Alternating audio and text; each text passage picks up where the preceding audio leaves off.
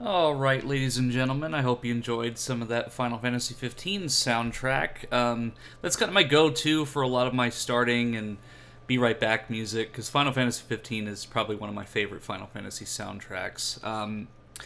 But today we're just going to be finishing up a bit of Halo 2 Uncut. I got through about probably a quarter of the way last time I played, and I didn't really intend to finish the whole thing, because at some point I'd like to do the entirety of the Halo series on stream, but this is just kind of its own separate thing, just because it's a mod and it's not the quote-unquote official version of Halo 2. But I just figured I'd finish it up because I want to kind of do this somewhat regularly, kind of get somewhat of a schedule down just so I can kind of get used to doing this more often. Especially because Friday, when Dead Space Remake comes out, I'm going to be playing that, and that's going to be quite the venture. But I'm still kind of working out the kinks of everything, so bear with me as this is kind of a new journey for me, as it is for everyone else who's watching. But yeah, so I'm going to go ahead and get into some Halo 2, and we'll see where that takes us. I've had to play around with this just a little bit because, again, this is very new to me. But I think I've finally found a way where I can actually play the music and not have to worry about there not being anything on my live screen. But just give me just a moment and we will be getting started.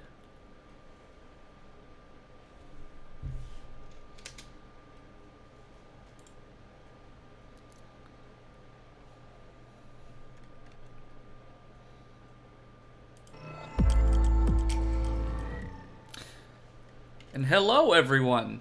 It's great to see ya. I kind of shrinked my avatar a little bit because I realized I was a little too big on the screen last time I played. I'm still kind of, again, working out like what I want to do with that, but let's get back into the swing of things and go back to Halo 2 Uncut. So, last time I played, I skipped through Delta Halo because I wanted to see the Prophet of Regret boss battle to see how different it was.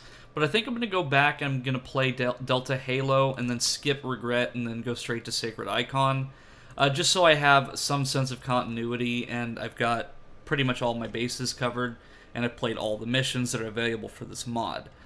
I'll try not to skip too many of the scripted events, because I do have a bad habit of skipping a couple parts of Delta Halo. But for the sake of the stream, I'm going to do it properly.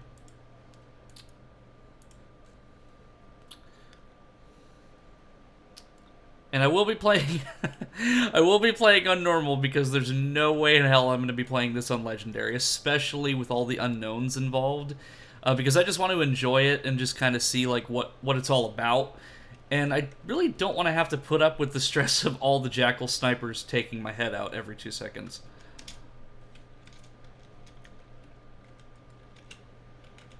Okay, so seems to be pretty much the same, at least for now. Oh, well, spoke too soon.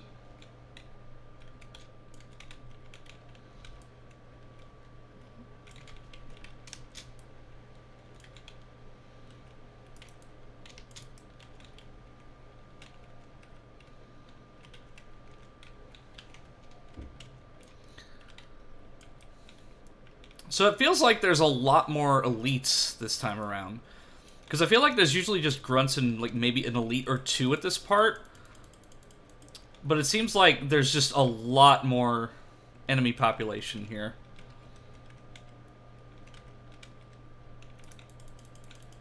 And I think that's just kind of a given for this mod and just this restoration in general, is that the enemy populations were just absolutely insane. Which I can understand why Bungie toned it down. Just because, especially on Legendary, I feel like this would be a special kind of hell. And that's precisely why I am playing it on normal.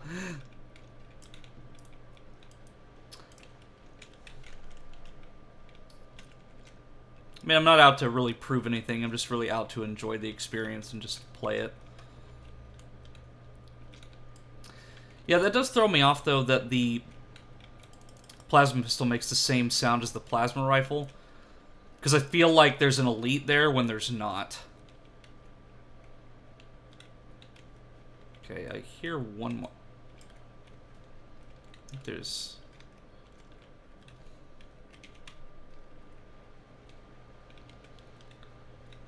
Okay.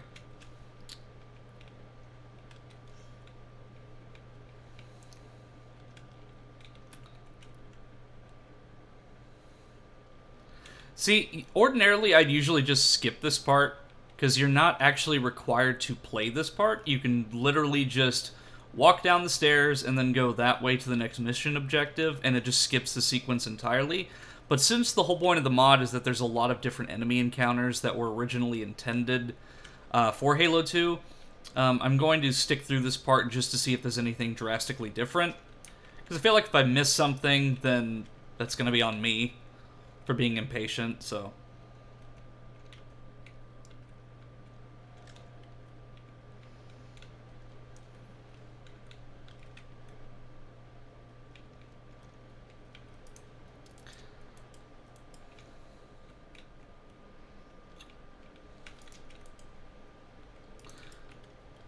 Now that I think about it, I don't know why I turned Grunt Birthday Party on when it really doesn't do anything in the classic graphics.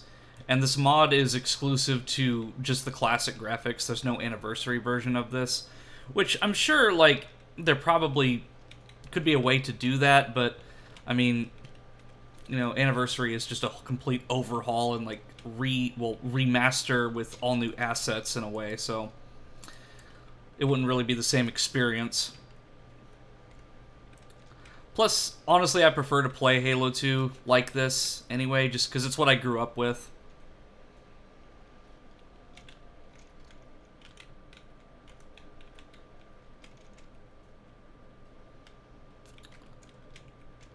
I'm gonna kind of walk around these drop pods and see if maybe there's other weapons that they could have dropped. Okay, there's a battle rifle right there. I might pick that up after I take out these enemies. Which... I might just end up giving this beam rifle to one of the ODSTs and then just going on from there.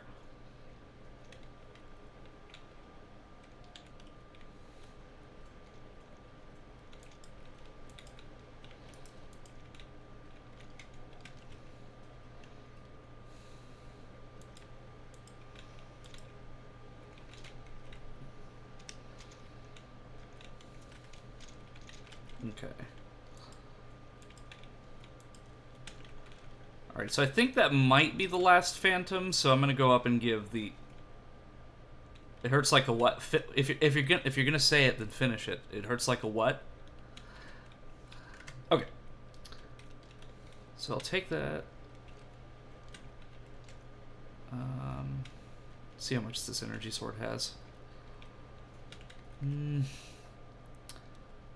Against my better judgment, I'm going to take the battle rifle just because I've already got another heavy weapon, and it just... I really feel like I need something for longer range, and I need to save this rocket launcher for something bigger and badder.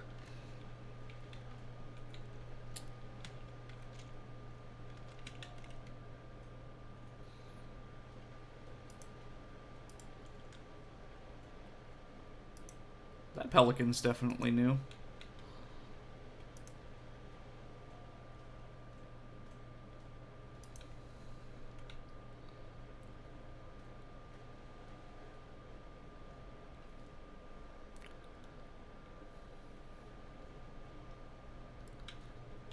Oh, there's no game audio. I know what the issue is. Let me actually turn it on. So, I actually turned it off to compensate for the fact that I was setting it up. So, thank you for pointing that out.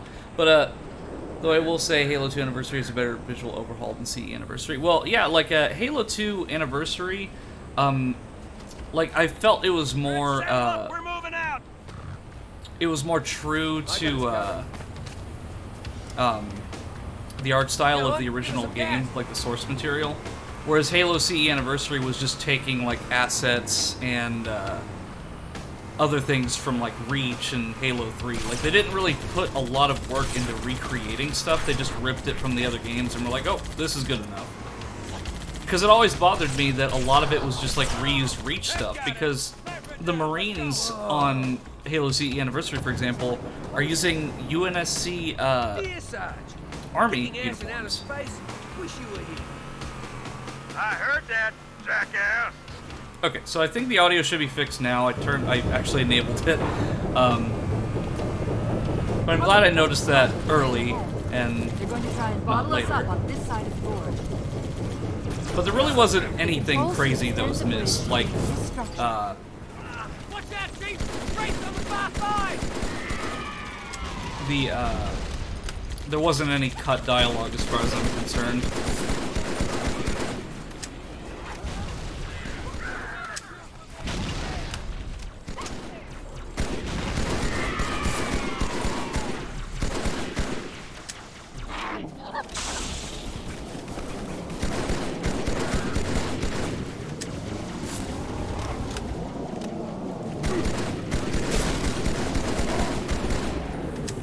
Come on, baby.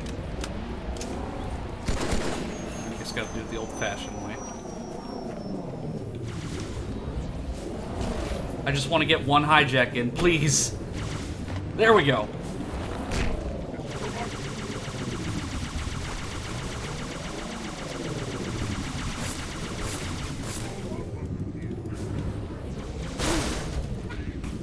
I mean, it's sloppy, but it'll do. Yeah, everything is coming through like clear now. Yeah, well.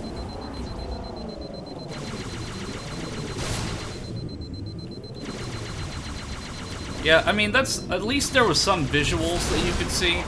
I think one of the first times that I ever streamed on, like, a separate thing, I actually had the starting soon screen up for, like, maybe 30 minutes into the stream, and I didn't notice until it was far too late, and I was so embarrassed that I just restarted the whole stream, but I'm definitely not trying to keep that character trait where I just, like, if I fuck up, I restart. Like, I want to keep it as legitimate as possible. So, like, for all my faults. Let's keep this one right here.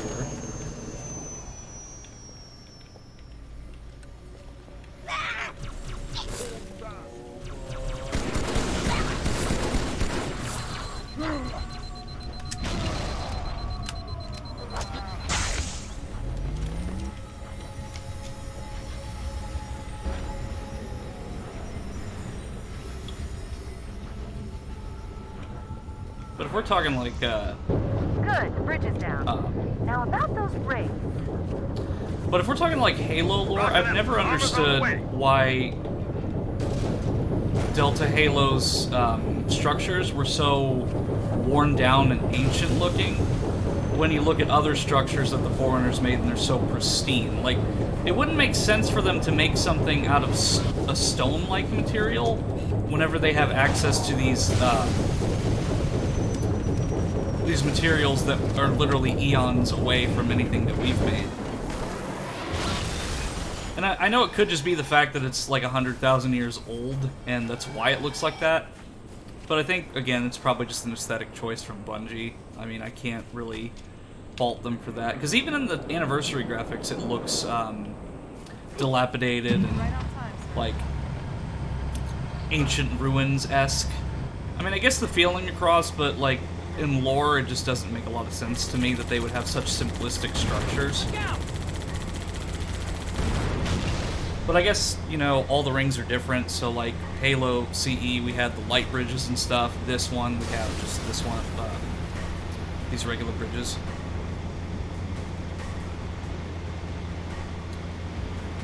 If you catch me on the right day, I will talk your ear off about Halo lore, because when it comes to Halo and Star Wars, I am just absolutely nuts for both of those franchises.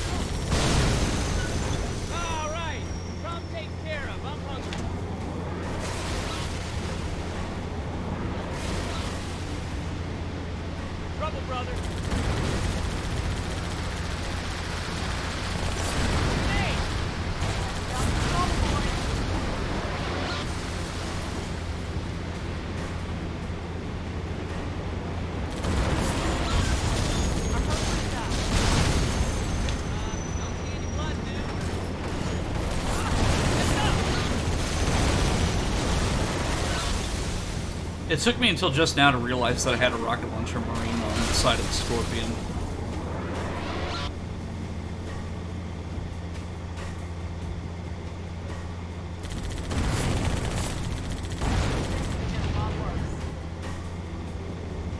Still, I feel like the Halo 2 Scorpion was really like the peak of Scorpions in the Halo series, just because any game after that, the Scorpion would have to use a manual pilot to man the gun. Whereas in Halo 1 and 2, you could just use that as a secondary, which I get it's overpowered, probably a bit unfair in multiplayer, but at the same time, it's like they could easily make up for that by having like variants of it, or well, I guess Forge wouldn't have even thought of it back then, but like Halo 5, I don't really like Halo 5, but at the very least there was like different vehicle varieties, so like there were different types of vehicles you could use. Like if I remember right, there was like a Mantis and a Scorpion tank that could use like lasers or something in Halo 5, and then you of course had your standard run-of-the-mill Scorpions. So maybe you could have one that has like a manable turret, and then one that just has one that can be operated by the driver.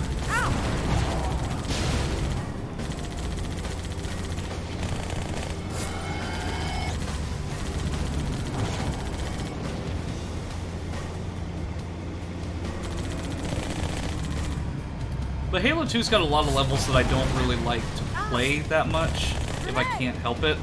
I'm gonna get hit by that. Delta Halo is one of the ones I don't really like playing that much, just because it's not so much that the level or the environments are bad, it's just I guess I like more close quarters and like to-the-point action in Halo, as opposed to these long, drawn-out missions where you just go on a tank and go places. I think that's why I don't like Assault on the Control Room or To Betrayal very much, because there's a lot of, like, you know, point A to point B vehicle sections.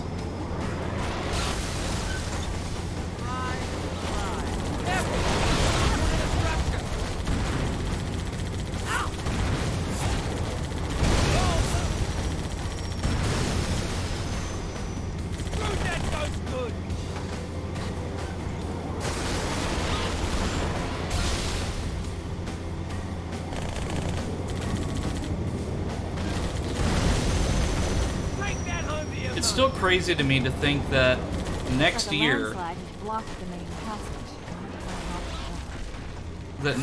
Halo 2 will be 20 years old.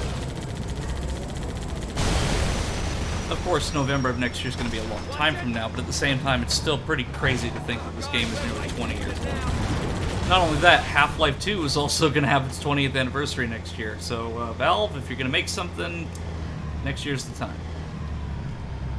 Oh, hey Blaze, good to see you, man. Feels weird they give you a second tank section when the last Chief mission had one as well. Yeah, it's... Hey, there's another one. like, you know, Halo 2 is my favorite Halo, and just Halo is a franchise that's really precious to me, but there are some decisions that they made in some of the designs that I just don't really understand. They're all pouring out of the middle. Let's get in there.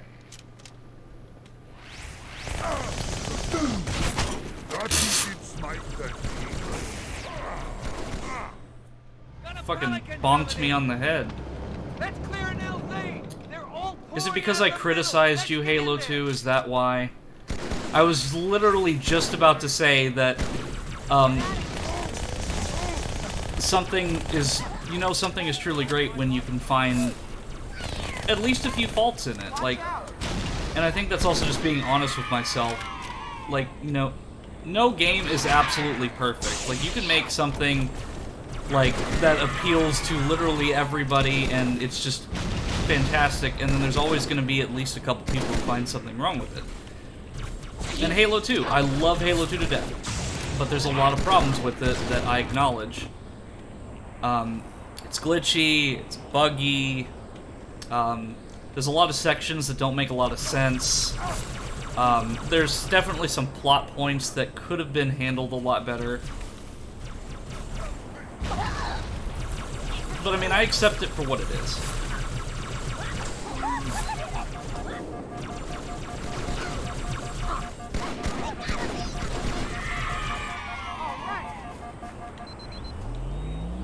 Whoa! We've got another contact.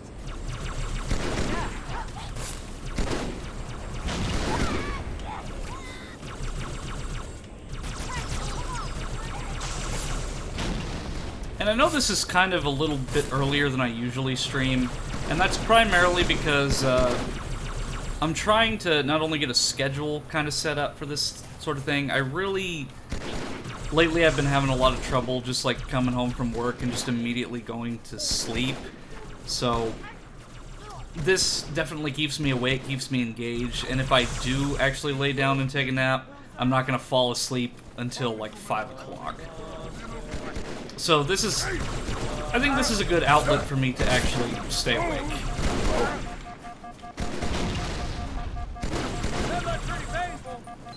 But yeah, I forgot the needlers in this mod are insane.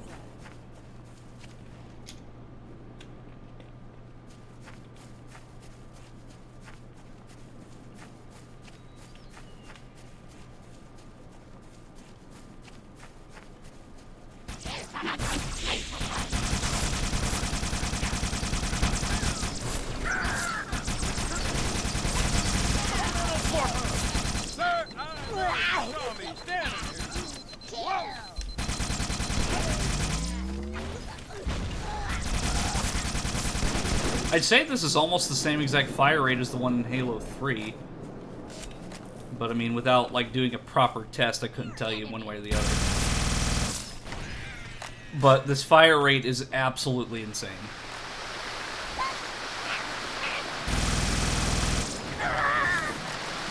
Let's see. I freeform stream, no constraints if I can.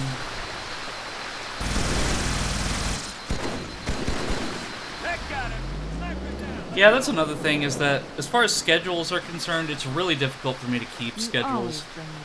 Nice places. And I think sometimes it's good to not have a consistent schedule. Just because, like, at least in my case, it stresses me out more because, like, if I have something else going on that day, or, like, you know, I had a really bad day at work or what have you, and then I come home and I'm like, oh, well, I have to do this stream at this time. It's like, it just adds more stress to you.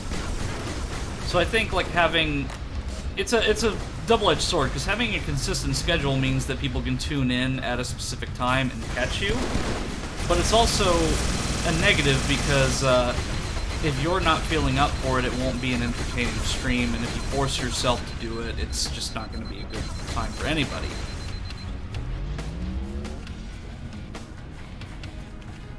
Oh, this carbine.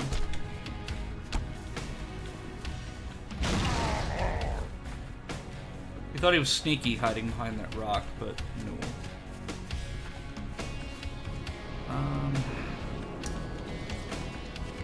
Reason number 57 on why I don't really replay this level. I always get lost.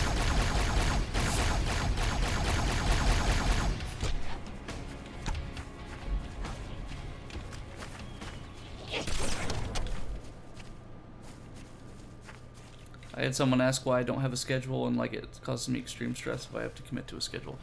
Yeah, that's what I mean. It's like, committing to a specific schedule for streaming can cause a lot more stress than is necessary.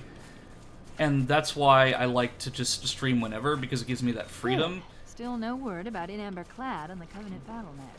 Because it's almost no different from like a work schedule in a way. It's like, I don't want this to be a job. I want it to be something that I do that, you know, everyone can just come and relax and have fun and, you know, get away from the stresses of the world for a little while. And while primarily my shtick is nostalgia, I mean, there's other things too that I want to do. Like, of course, like this Friday, I'm going to be streaming Dead Space Remake, which I'm extremely excited about. I mean, I've been avoiding like IGN and other places like the plague because I really do not want anything from that to be spoiled. I haven't looked at really any gameplay. Watch yourself. Honor guard.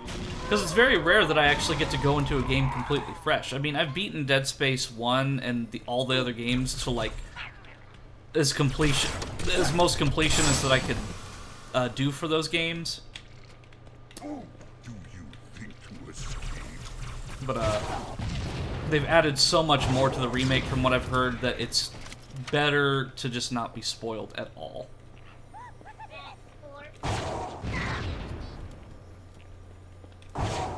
Well, my rockets didn't go to waste after all.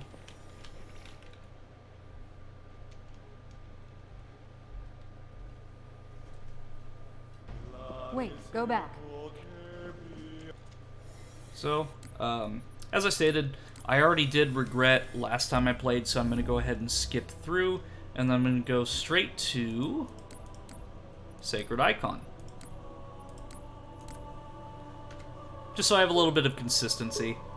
Because I do plan on posting all these VODs will be posted to YouTube within 24 hours. I'm not a Twitch affiliate yet, but I want to get into the habit of posting them at a specific time that is allowed by Twitch's rules. So all of these can be rewatched on my YouTube channel, which is linked in the About page of my Twitch page.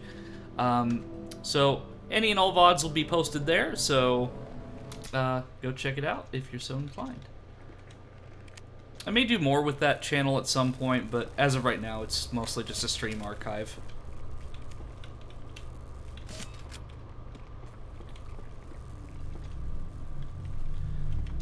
So in the loading screen for this specific level in this mod, I saw that the Arbiter was wielding a Jackal shield and a plasma pistol, or something or other. So I'm wondering if that's something that I can just pick up from a dead Jackal, or that's something that hasn't been added yet. But again, I'm going completely blind into this because I never played this mod all the way through, and this is the first time.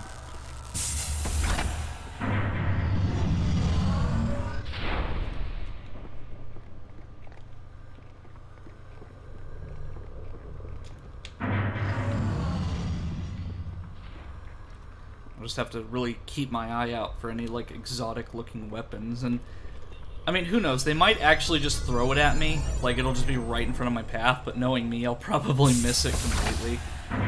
But that's kind of one of those things that I've always wanted to really try in Halo, was the Jackal shield. Because while not technically a weapon, it still classifies enough to where it would be interesting to use. Oh. An allied brute. Arbiter, our Can I switch weapons with him? Stupid jackal, say thank you. Okay, so it looks like I can only give him two-handed weapons. That's actually probably a first for the entire series. Like, I've never, like, I don't think there's been a single time other than in Halo Wars where you have brute allies. Because all the brutes at this point are dead, so you wouldn't have any. One of the shield generators. Many of my brutes have fallen attempting to take it down. Let's see if you fare better.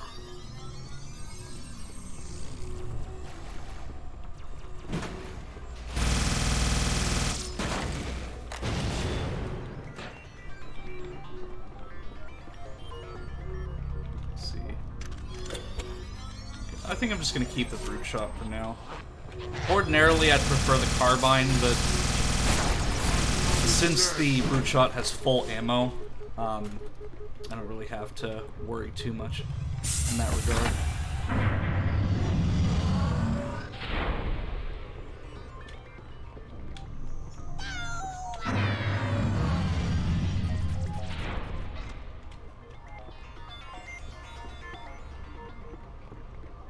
Plus, this is one of the few times that I can legitimately use the needler without feeling bad. I mean, of course, like with anything, it'll be drastically different on Legendary, but at the same time. Overload the locks holding it in place.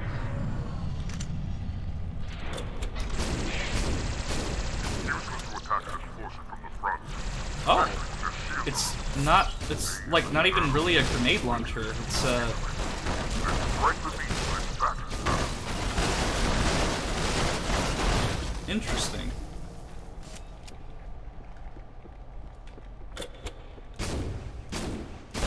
Is it like a Pochet cannon or something?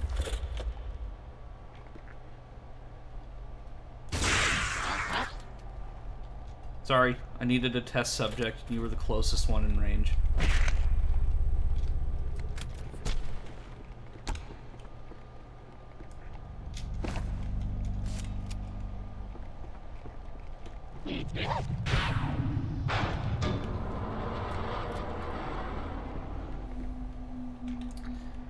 And I just think it's really cool that even in 2023, like, literally this many years after Halo 2 came out, and there's still things that are being discovered.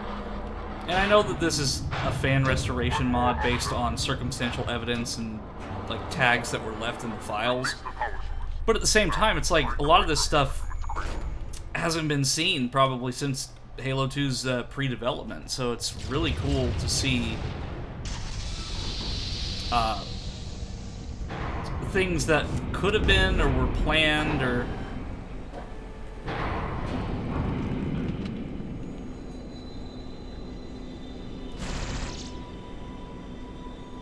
No shit. The, what was it? The Sentinel Enforcer's weapon. That's actually pretty neat. Maybe Elites vs. Spartans vary in the firefight and reach. Definitely not the campaign. That's cool. Oh yeah, that was, as far as the brutes are concerned, yeah, like, that's probably the only instance where you see it.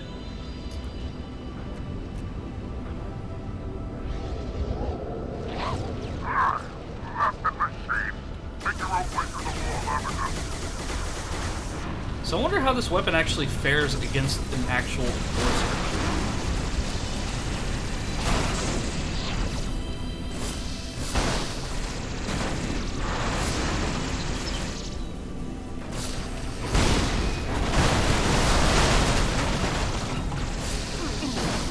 Okay, this gun is very, I mean, it's cool, but it's just really inaccurate, or I'm just absolute shit with it, but... Can I actually get... I doubt that I can trade a Jackal. No. Maybe I'll just stick with the carbine for now, and then just use the... What's this even called? Sentinel Needler.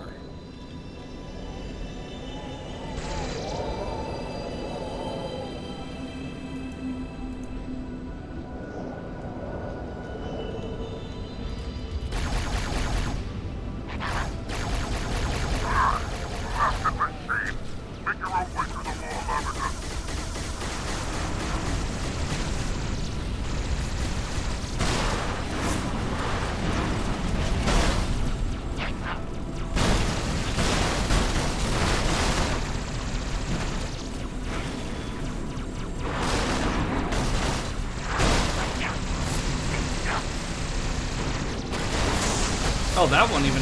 That regular Sentinel has one. Fucking hell. Okay, so... I'm not picking that up again. I'm going to drop this gun, and I'm going to use my regular repertoire of weapons, because I absolutely suck with the Sentinel Needler. So, just because I'm angry, I'm gonna make sure it falls over the edge. Our path to the library is clear.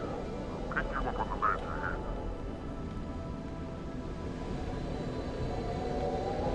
I get so easily mesmerized with things that I tend to forget that I'm still actually playing the game.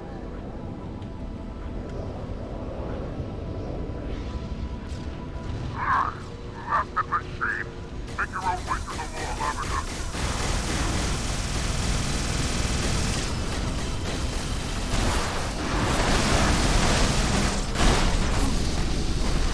Well, shit! I didn't remember this part being so damn hard. So, I think I just gotta strategize a little better, because I think... I tend to forget that this mod, and just Bungie in general, had a very morbid idea of how many enemies that they needed to spawn in one given time. So, I'm just gonna stay in the shadows, and just either run like hell or pick them off one by one, because, like, I feel like I'm getting, like, there's so many sentinels spawning at once that I'm getting hit by them, and then my shields go down, and then I get wrecked by the flood. Left at machine. Make your own way to the wall, Arbiter.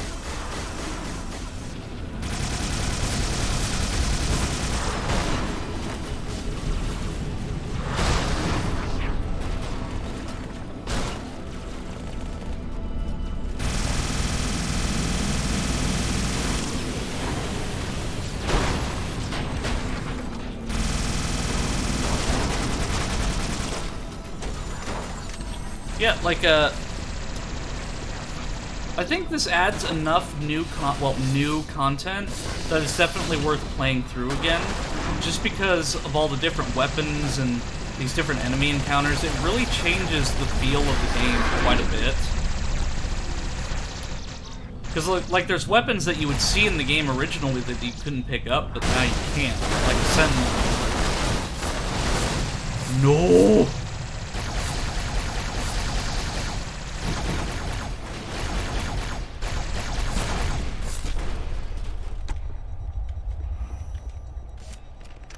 I'll give it one more chance.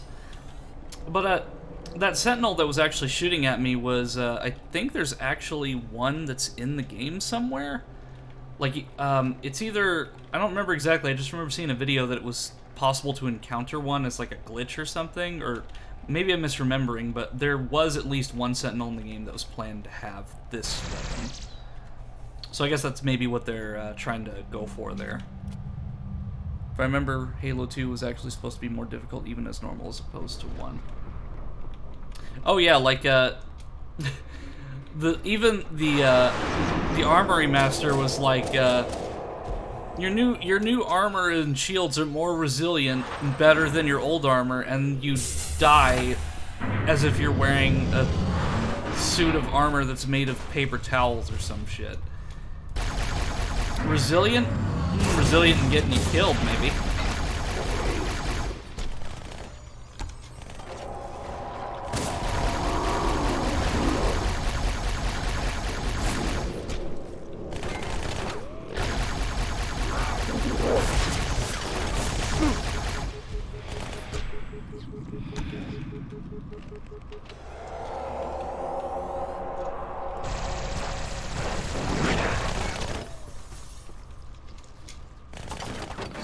Where'd he go? Oh.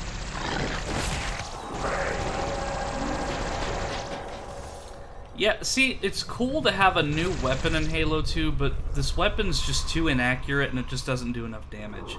It also doesn't have the super combine effect that the regular Needler has. So, on one hand, I can understand why that weapon was cut, but at the same time, it's like, it's cool to have, but it's just not something that I could viably use on this difficulty or anything higher than normal. Maybe like if I was screwing around on easy, but it's just like,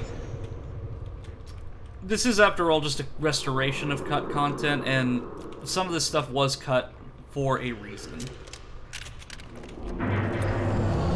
to the objective. We'll hold out as long as we can. Get her off me! Suppressive fire! Suppressive fire!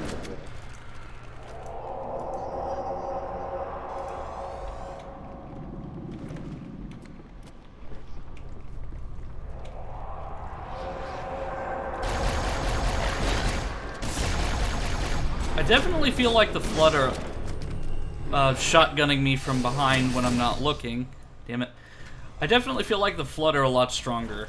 Because usually just a few carbine shots is enough to take one down, even on higher difficulties. But here, it just feels like they're a lot beefier, which I appreciate. Because it gives me more of a challenge.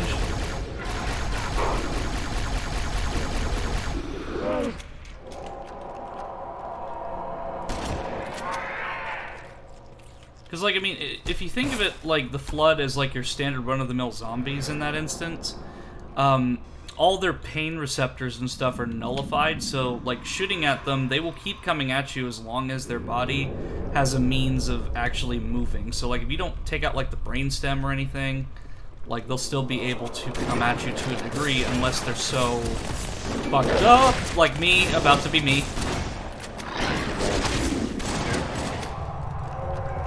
Also, disclaimer, I'm not a biologist. Nor do I understand the xenobiology of the Flood.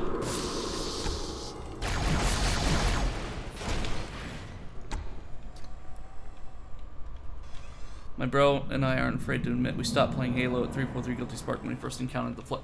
Well, see, that's not a bad thing to admit because I did the same thing. Because I want to say it was probably like 2005, 2006. My stepdad wanted my brother and I to play it. You know, just because like my stepdad and his friends were all into it. It was really popular, and even though it was a rated M game, like, you know, we were mature enough to play it. And Halo was completely fine up until I got to 343 Guilty Spark, and that's when I had my stepdad take over because I was just so terrified of the Flood. Which, of course, after I saw that they were really, like, they were scary, but there was nothing to worry about. There's nothing to worry about. I was able to play the game more normally.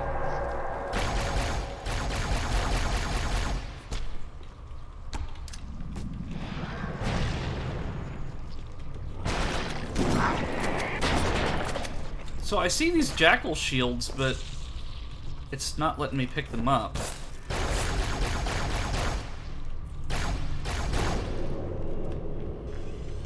Because like I mentioned in the loading screen, you can see the Arbiter using them, but for some reason I'm not able to actually do anything with it. So maybe they're just not implemented yet, or there's some other factor at work, but I mean, I'm not too concerned, but it would be really cool to actually use them. Yes, I am picking up the Magnum because I don't know.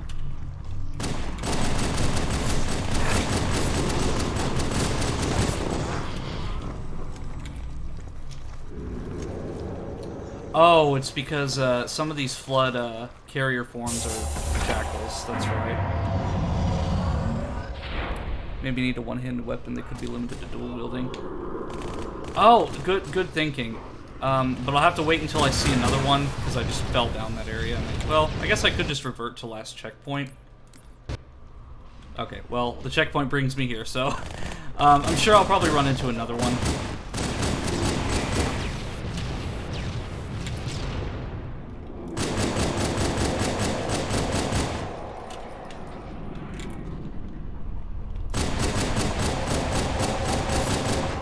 Yeah, but that does make a lot more sense now that I think about it, because if you just picked it up as is with no weapon, it really wouldn't make a lot of sense.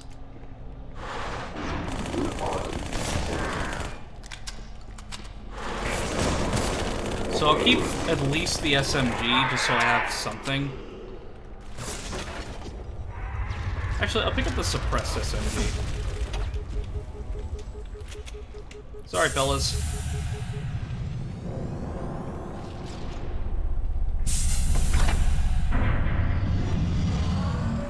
My bro and I were not into zombie games back then. We were like, nah, nope.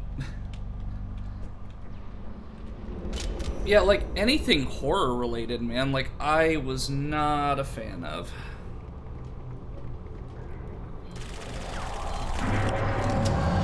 Need to adjust my posture a little bit. Okay.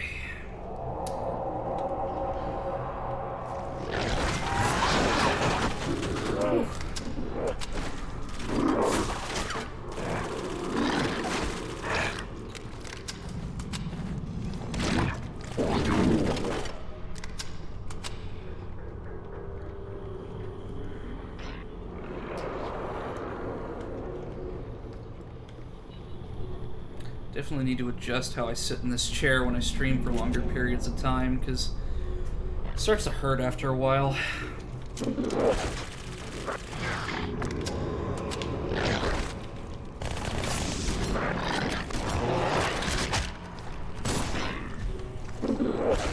So since these Flood don't really offer me anything other than just wasting ammo, I'm just gonna run past them.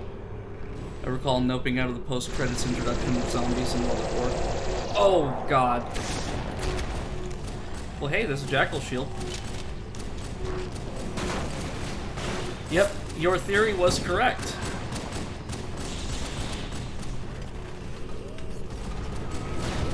The only I can definitely see why this was not implemented, because holy hell, I cannot see a damn thing. I mean, this is really cool, don't get me wrong. Negative, ma'am. They are not Covenant. Cover that doorway. But I legit can't see a thing. Yep, see. So I'm probably just gonna keep using my active camo to go through here.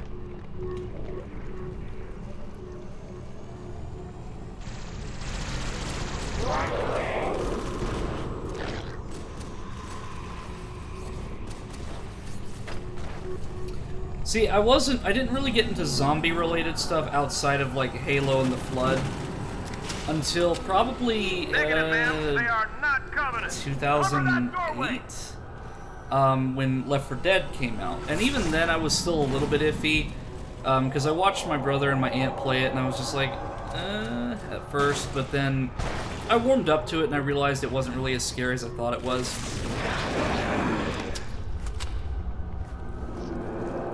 Because, like, there were a lot of, when I was younger, and I played, like, things like Medal of Honor and so on the computer in the living room, my family would watch, like, horror movies and stuff on the TV, so when I was playing a game or something, I would, like, glance over and I would see, like, what horror movie they were watching, and a lot of the time it was zombie-related stuff, and it just, I just remember being exposed to a lot of, like, the violent zombie stuff when I was far too young, and that just kind of scarred me for a while. So I really didn't get into the zombie genre at all until Left 4 Dead came out. Because Left 4 Dead, while its intention is to be a little scary, it's more of a arcade shooter than anything else. And kind of like a modernized House of the Dead, if you were.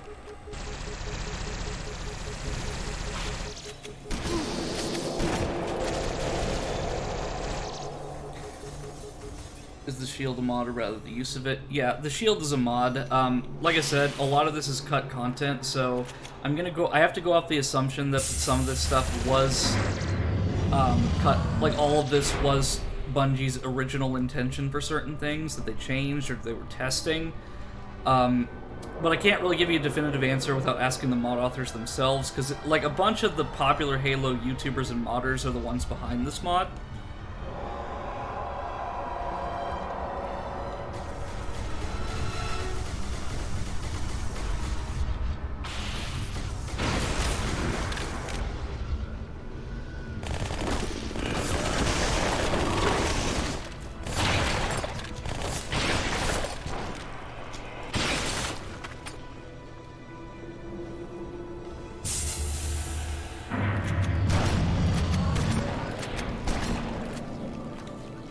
Yeah, like, I remember seeing trailers and advertisements for, like, horror movies on the TV in the living room. So, like, The Hills Have Eyes, well, that was one of them back then. I remember, what was it, Dead Silence, that was a 2006 horror film that scared the Jesus out of me for a while.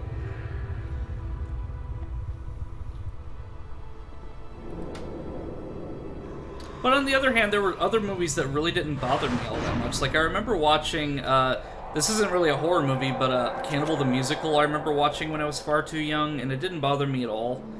And then also Rocky Horror Picture Show, which of course is not really, like, it's a musical, but it had some disturbing imagery in it, and that didn't bother me at all. It was one of my favorite movies as a kid, and still is. Like, Tim Curry's performance in that movie is just phenomenal. And that was, like, my first introduction, really, to Tim Curry and Susan Sarandon and the all-star cast of Rocky Horror. And that's one of those movies I really hope that they don't make a remake or sequel to. It really does not need one. I think Halo 2 disagrees with me. But I will stand firm and say that, no, do not touch Rocky Horror Picture Show. The original Terminator was actually considered a thriller horror. Yeah, I can see that.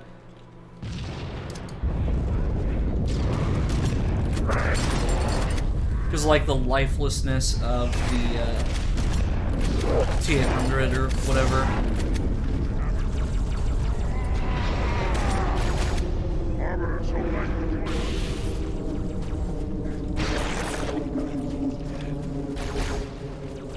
I think we can all agree, though, that T3 was unnecessary.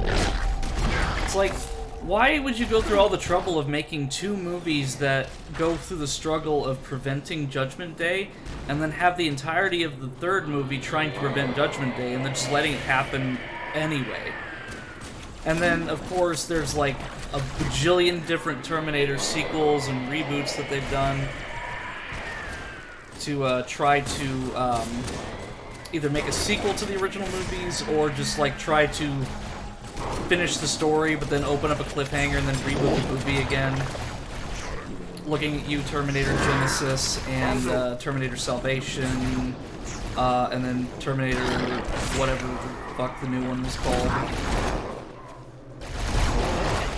It's like, yeah, I get it. You gotta make this franchise relevant still, but at the same time, it's just not necessary. This quarantine zone has been compromised. We must do what we can against the flock. Our commander has landed further in. Let us join him. Oh, my ribs are kind of tender today. Operating of a small budget, like $600,000. So 3 basically nullified 2. Yeah, exactly. That's why, like, I don't like it when movies, like, set up a plot thread that is completely nullified the next movie. It's like, why would you go through all that trouble and then nullify it? And, I mean, I don't know for sure, but, like, I think a lot of that is due to different creative minds and writers. Like, I don't know if, like, I don't remember if T3 was directed by a different person, but it's like, some of it is also, like, production studio interference, so, like, they want to make as much money as possible, and it's like, oh, well, if we don't keep, like, adding more to this franchise, then we're just gonna lose money. So I guess, like, T3 and then all the Terminator reboots were part of that. What are you doing here? Considering the best Terminator-related piece of media was that game from devs that gave us Rambo, the video game is telling, at least they seem to care about the story of the first 2 movies. Yeah, and Terminator has some really badass, like, game adaptations. And even though I'm not a fan of Terminator Salvation, there is an arcade game that is pretty fun. But at the same time, it's like, you know, it's just, there's a lot of unnecessary things that were added.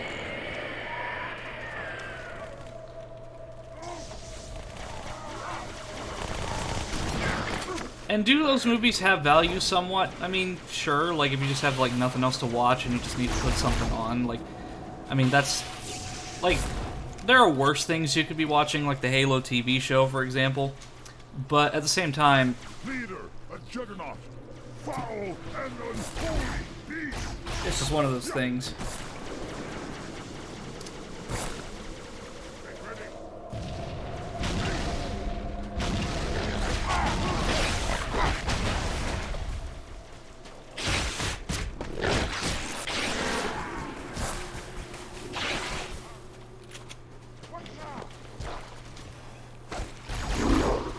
Yeah, the only reason I know about that one is because our local arcade that I go to has one.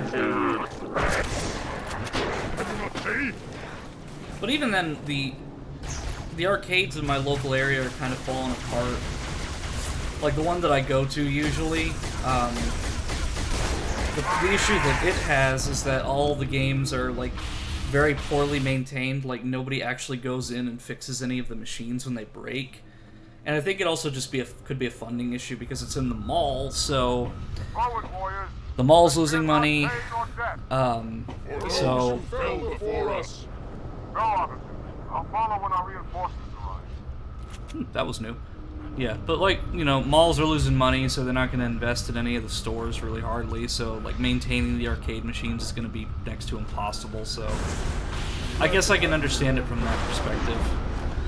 But it's just a damn shame because, like, arcades and stuff and places that I went to as a kid are just kind of fading from the public image and just eventually just closing down entirely just because of the culture of just how we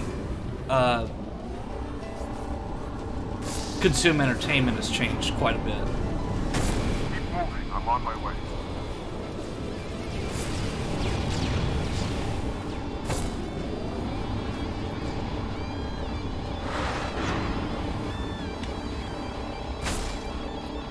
Because when you think about it, people are like, as far as like TV shows and stuff are concerned, people are like, more people are using streaming services and like YouTube and TikTok and whatnot for their entertainment, where like older forms of entertainment like cable and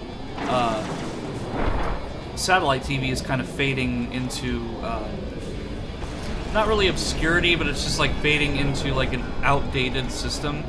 Like Dish is trying to at least keep itself relevant because they've got like the Hopper and whatnot, and then they offer like different like service, like I think they offer like a streaming service or something like for free if you sign up. But I think it's also just the fact that people don't want to watch commercials and stuff anymore. I mean, ads are one thing, but it's like, you know, why would you wait? Yeah, I was asking for that, not paying attention.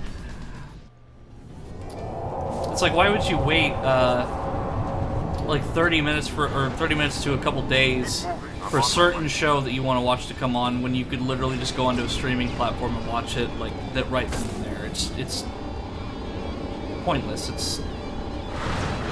There's just no point in doing it.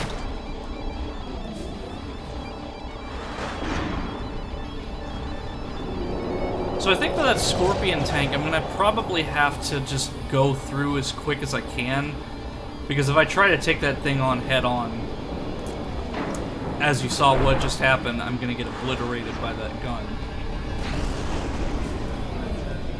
Or I'm gonna fall to my death! No!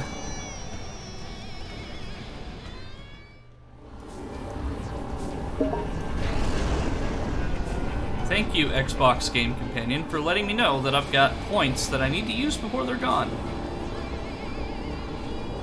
It's a pop-up. You probably heard the pop-up, but you didn't see it, but I have Xbox Console Companion on just so I get the achievements for my Xbox profile. But occasionally it just harasses me with just unnecessary information. Okay, I gotta get out. Whew.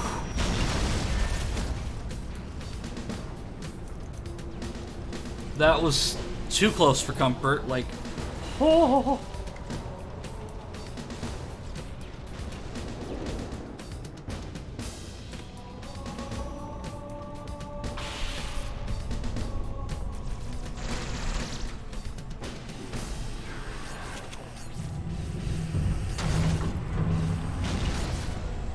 So I think I'm gonna do the same, well, if I didn't run right into that beam, that is.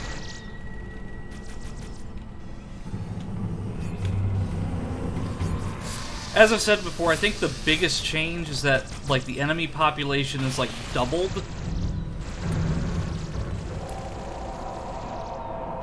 Is that just... Oh, no, that's the general purpose machine gun. It doesn't have enough ammo to really justify grabbing it, though.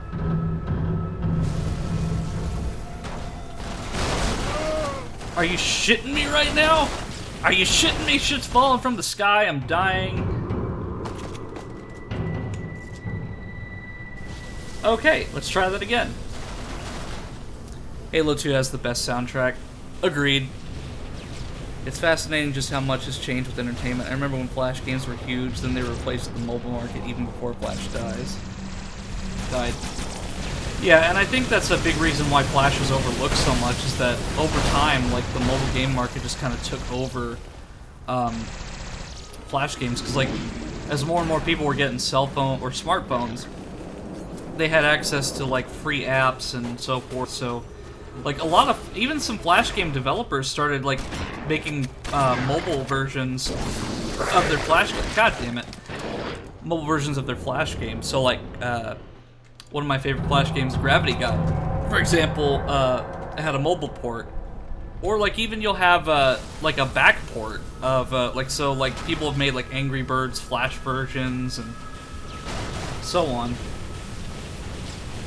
Which is crazy to think, because I remember when Angry Birds was like the hottest thing around, and it's like, it's just old news now.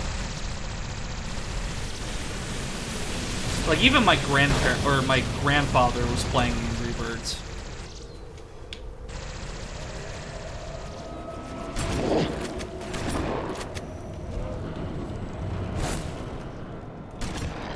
No.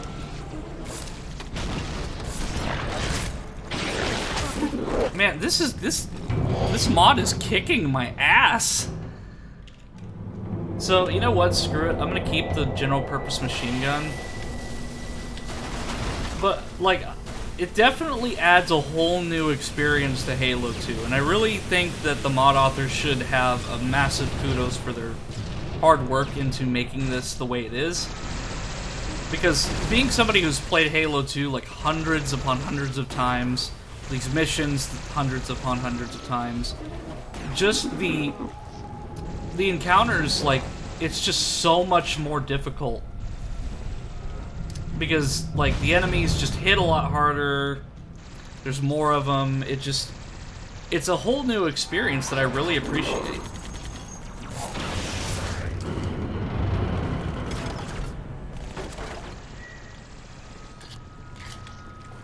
I think the only thing that could make this better is if there were cut levels.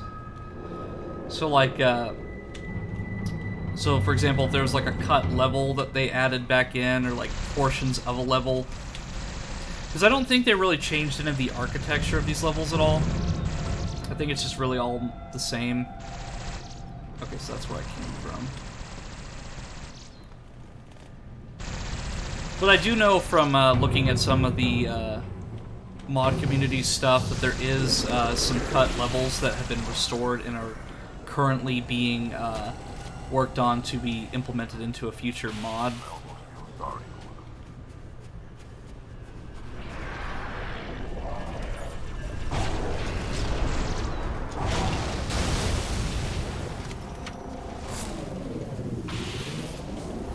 Take this ghost.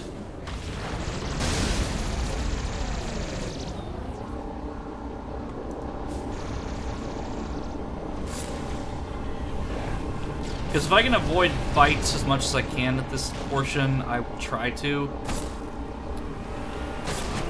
You've got to be shitting me, no! Oh, if I had a mouth right now, you would see me hyperventilating. And I think I just trapped myself. What even is this?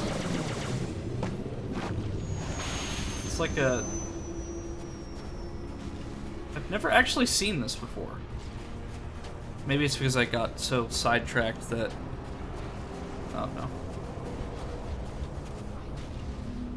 Yes, I keep getting heated by the game. I am well aware of that, Blaze. Your support is much appreciated. So I'm guessing I have to go over there. To be honest with you, I'm not sure. But I guess I need to use the library as the reference point on where I'm supposed to go. So, you know how I mentioned, like, level geometry and stuff didn't seem like it was changed? Well, I guess this is one of those instances where I ate my own words probably less than 5 minutes after I said them, because that was definitely new. It looks like they added some of the flood terrain from the High Charity level.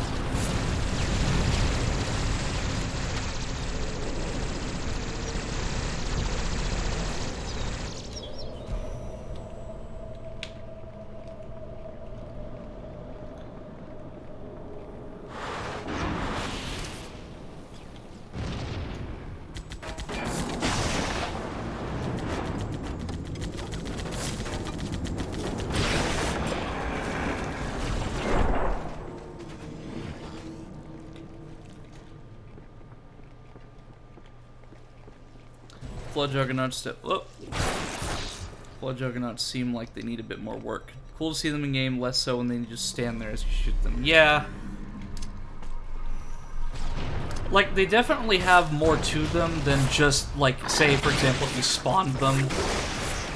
Because, like, it is possible to spawn the unfinished Flood Juggernaut in Halo 2 Vista, and the base version of MCC if you have the developer console and whatnot, and or active, or however they do it. I'm not sure how, but it looks like they put a little bit more work into it, like they made it more functional. But as far as I'm aware, the Flood Juggernaut never had a proper death animation, so I think maybe they're just guessing, because when you kill it, it just freezes in place. We cannot let the humans capture the icon.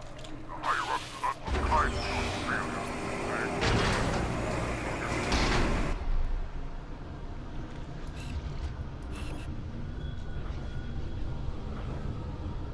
Look, up ahead. The parasite gathers for an attack.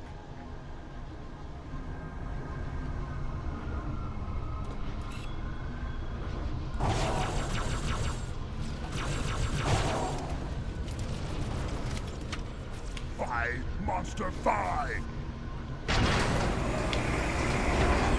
So I think I'm gonna live to regret this, but I'm gonna try to give this rocket launcher to one of the elites. Just so I have that unlimited rocket capacity with the NPC. What courage! Nice and safe in this phantom.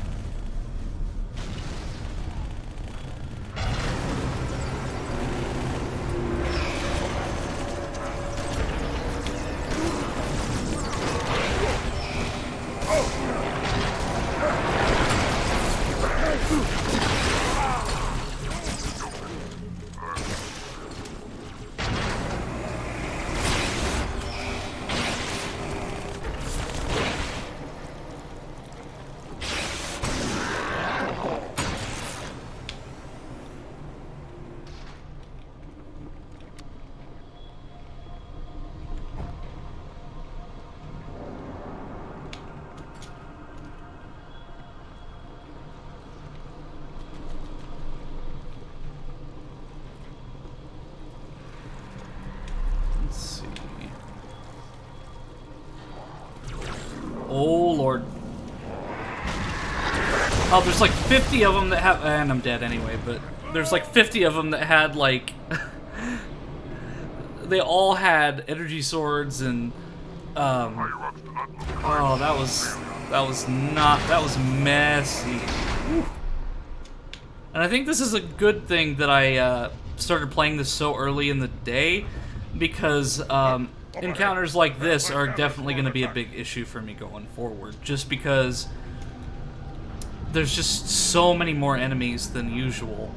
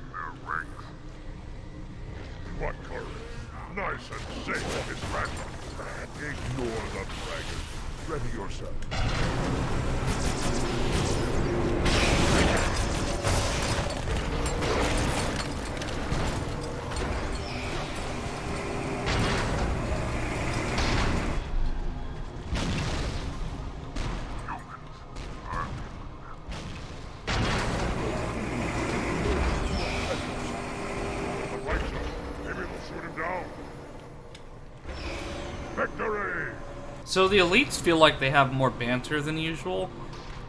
Or a lot of the time the elites, like I remember the dialogue here, but it feels like they're talking a lot more than they usually do.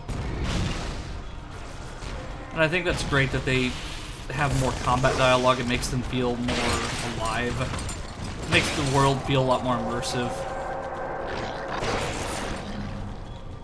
Because I don't know how the elites work, but at least in my case, like if I was in a situation like this, like I'd definitely be probably talking everyone's ear off, Just because, like, when you're anticipating something, like, either whether it be excitement or fear, like, talking or joking really, like, alleviates the tension.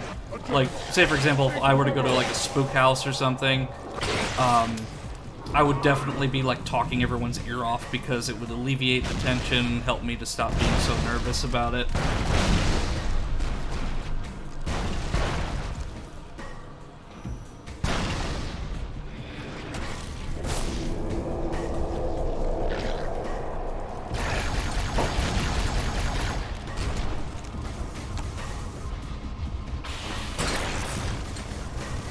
Okay, now I think I've kind of gotten into the swing of things.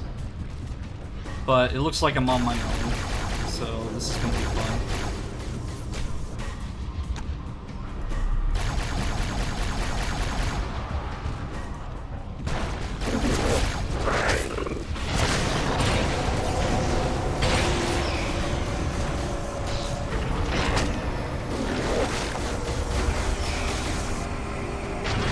Yeah, this is just excessive. Like, there's probably like 4 of them right there that have a bunch of shotguns. So I'm gonna go down here and see if I can find some grenades, because I am not, in any capacity, gonna go up there and challenge them directly. You know what? I'll just take my old rocket, and then I'll just use that.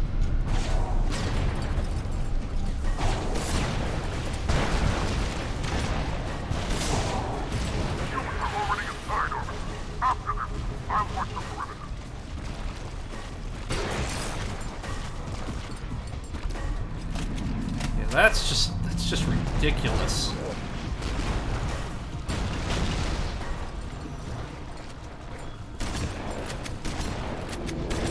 And see, I wonder if this was their intention originally, or if this was just like some sort of encounter that they had for testing purposes to kind of stress test the game. Because even for Halo, this seems a bit excessive in the amount of enemies that I'm encountering. I mean, it's not a problem, I enjoy the challenge. But it just seems a bit excessive, like, especially if this were on a higher difficulty. Because I feel like I wouldn't even really be having fun if this were on a higher difficulty. And granted, some of them are just standing there doing nothing, but at the same time, it just feels like if this were on, like, Legendary, it would be next to fucking impossible to play. Not impossible, just next to impossible. No, no, no, no, please! No! Please tell me I don't have to do all that again! No!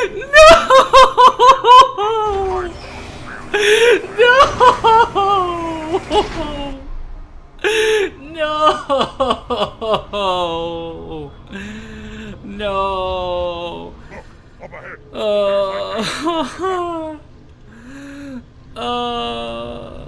I'm so mad. It's okay though. So, oh man. Whew. All that whining made me lightheaded. So I'll try this one more time, and if I can't get through this part, I'll probably just end up skipping it, just for the sake of viewing pleasure, and so I'm not doing this part like 50 times. And I think I'll keep the rocket launcher this time, because I think the reason why the elites died may not have been because of the flood exclusively, but because the elite probably had like really shit aim and started killing my allies.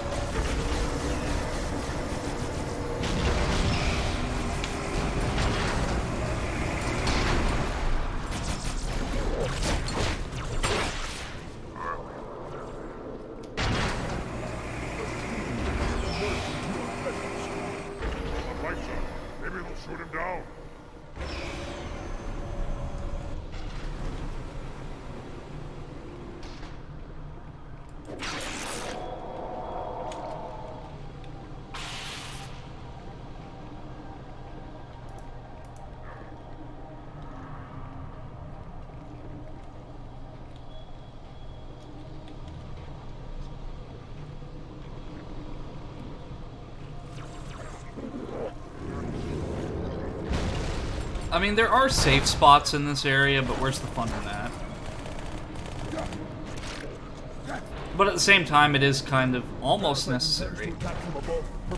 Just because, again, like, there's just so many of them. But, in a way, I think in a sadistic way, I actually enjoy the fact that there are this much flood. Mostly because it kind of, it's a little more on the nose with the name. Like, the enemies are flooding in and there's an excessive amount of them. That makes more sense in terms of, like, what the flood are and how they function. Just because if there's a ton of them, then it just makes more sense. Because, you know, like, if the Flood are easily manageable by one elite, then the Forerunners probably wouldn't have lost. Are you shitting me right now? No. No, no, no.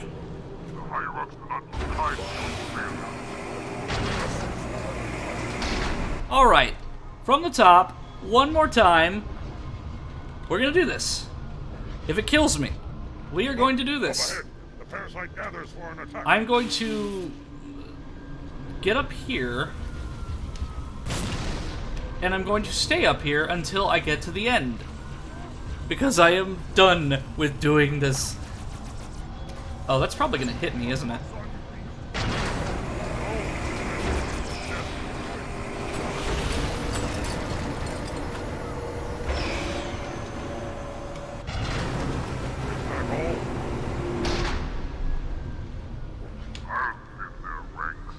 What if I just, like, stay up here? Nice and safe in his phantom. Ignore the braggart. Ready yourself.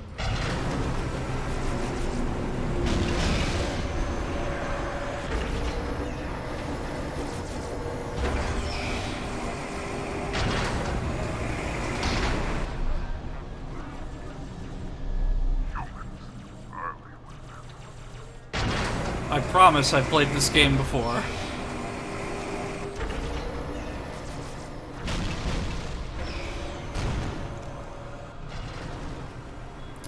When I first actually got MCC on PC, I exclusively used the controller. But nowadays, I really just don't really... I primarily just use the mouse and keyboard. But when I first started, I guess I was looking for that familiar feeling from the Xbox days. So... But nowadays, it's more comfortable for me to use mouse and keyboard controls with Halo.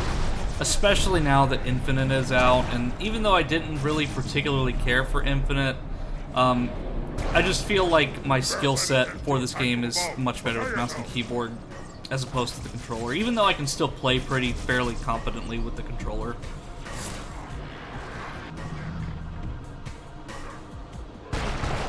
Blast! A juggernaut! Take cover! Yeah.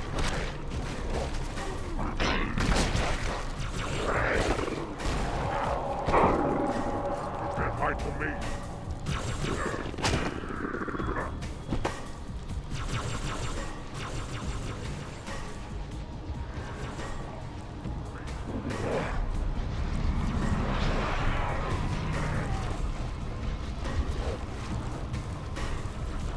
Okay, so I think my biggest concern is if they somehow glitch their way up here, or if the Flood Juggernaut somehow is able to hit me from there. But I think I'm hopefully home free, so let's, you know, keep our fingers crossed that I don't get launched off the edge again. Because I'd rather not do this part a fourth time, or third time, or however many times I died. I don't care. Ugh.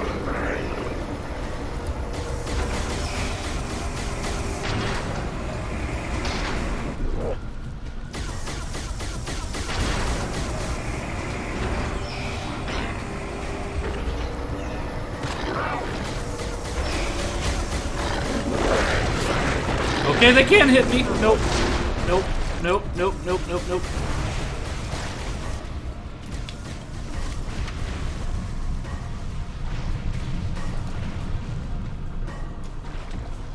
Humans are already inside of it. After them, I'll watch the perimeter. You know, I would love to, Tartarus, if this gondola would go any faster.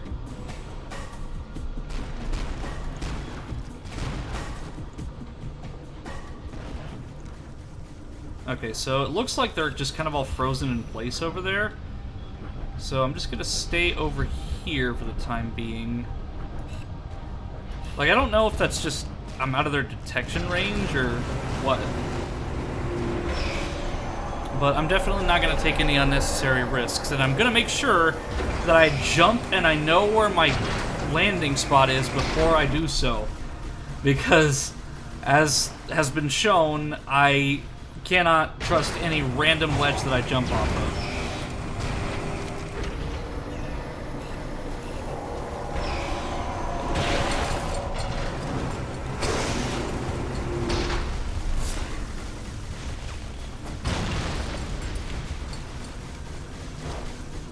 Hurry, Arbiter. Get the icon.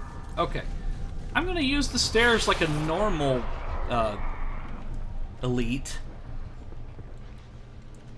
Instead of stylishly jumping, because all that does is make me fall down a bottomless pit. Also not taking any chances with these bodies either.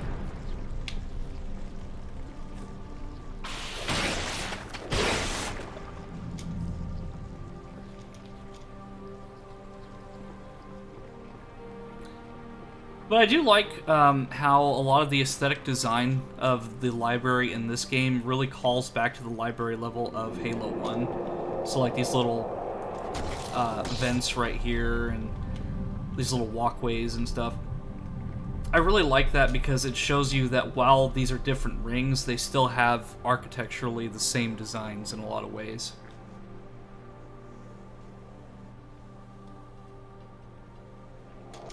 Okay, skip cutscenes. I think we just have 3 more levels. So we have Gravemind, High Charity, I think, and then Uprising. I don't remember. Brutes! The faster you can kill those brutes, the better. They don't have shield generators, but take them out before... It's berserking! Wow, this Needler actually is somewhat competent on the beginning of this level.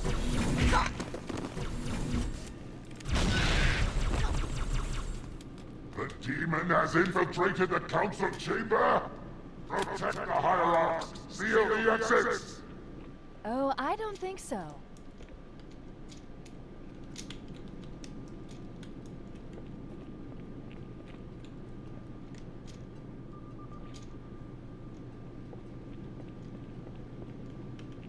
See if the brute plasma rifle is any different. Maybe the fire rate's slightly faster. I can't tell.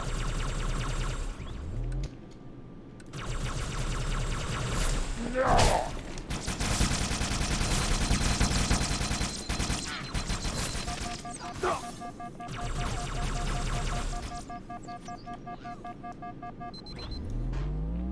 Just die!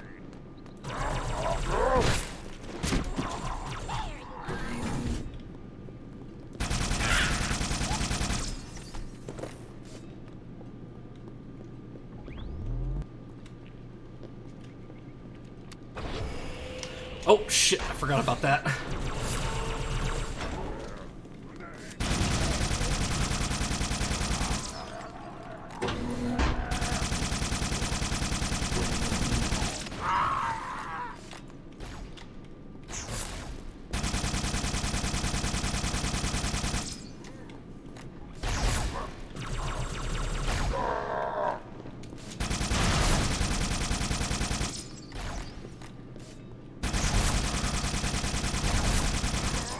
We'll probably end up taking this carbine as opposed to the brute plasma rifle, Put me just down on that camera. so I have something range-worthy. Those prophets, Truth and Mercy, they had the index and are definitely planning to use it. You've got to stop them. Let me get those doors. Go. It'll be easier to track the index if I stay in the network.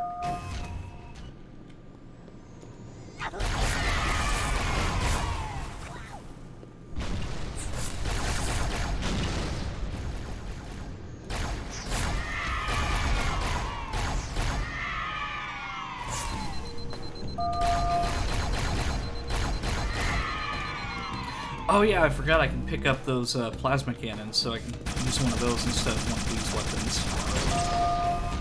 It's just been so long since I've actually been able to pick one up in this campaign that I completely forgot. Where's that carbine that Brute had? Okay, I've got pretty much max ammo Right for this this way. carbine.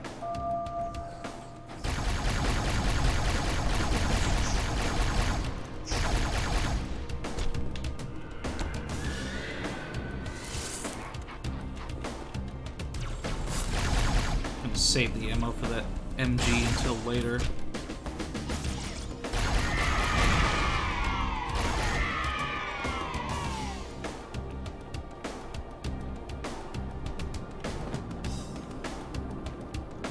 So you're gonna let me down, Cortana, or? Watch out for the captain. It's got a brute shot.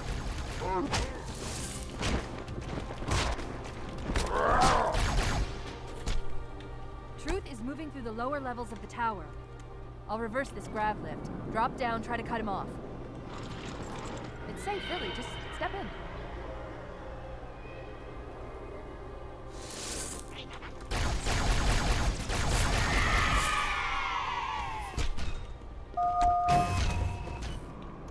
I think as far as like levels are concerned, High Charity is probably my favorite environment in Halo 2. Of course that could... Approaches to the holding pens. Slay the demon on That's sight. usually an ever-changing thing depending on my mood, but I think overall one of my favorite locations in Halo is probably High Charity. Just because like you get a glimpse into the Covenant like living situation and such in the previous game with the Truth and Reconciliation ship, but like this is like their home world, so it's just really interesting to see like at least a small glimpse at how the Covenant actually live and how it differs from humanity. Wait a minute. Oh, where'd you come from, Sunshine? ISS transponders. The signals are originating somewhere below your position.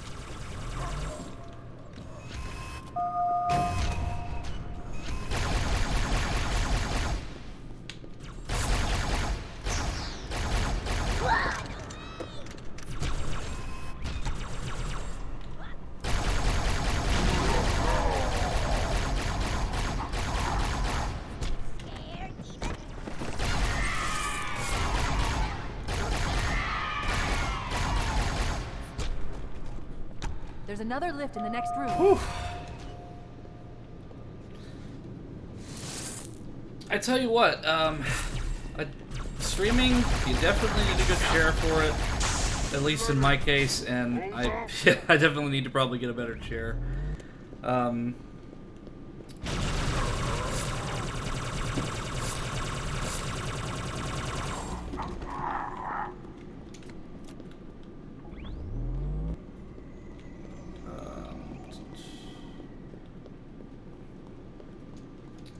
But I think the good thing about this playthrough is that not only am I playing through Halo 2 again in a new way, I get to, well, just playing the game again is really great because it's a nostalgia trip, and but it also prepares me for the eventuality of when I will actually play through the entire series Here, on Chief, stream. Jump in. But because I don't really count this as like a Halo 2 playthrough because this isn't like how the legit game is. There are two groups of Marines in this detention block. Built. I'll zero their locations. You neutralize Because the all of guards. these encounters are, Quiet. for the most part, these are different encounters from the regular game. I mean, there's some stuff that's like evergreen and it's the same, but a lot of this is different. And when I properly play like the rest of the games on stream, I'd like to at least have the story included as well, and then I can get commentary on that. But I've been skipping the cutscenes purposely just for time constraints and because I want to focus more on the gameplay changes, because as far as I'm aware, none of the cutscenes had any differences from the original game. I mean, if there is, I'll, you know, that's on my bad, but as far as I'm aware, the cutscenes don't really have any difference.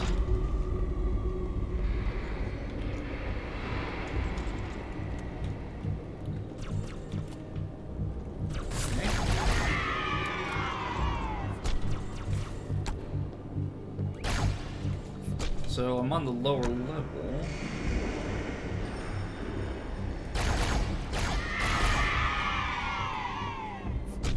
Man, I could never remember certain parts of this game. Like, it's kind of like putting a USB stick into your computer. It's like you always mess up the first time, or at least I do. So it's kind of like this level too. It's like, do I go to the middle row? Do I go to the bottom row? It's like, I never remember which one I'm supposed to go to. Or if I'm supposed to kill all the enemies first. Come to the middle level, Chief. Okay, middle level. The Marines are just inside. Careful of the guards. It could just be that my attention span is awful, and I'm just not paying attention to Cortana's dialogue because I'm talking everyone's ear off.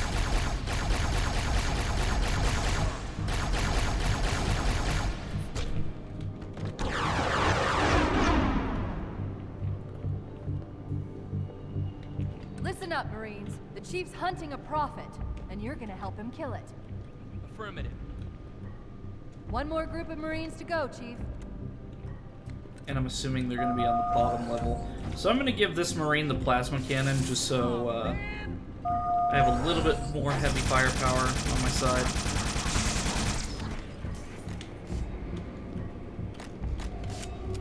Okay, so the bottom level is where I need to go.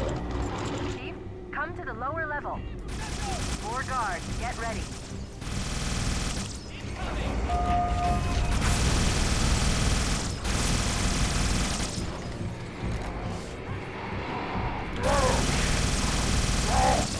Keeping the dream alive.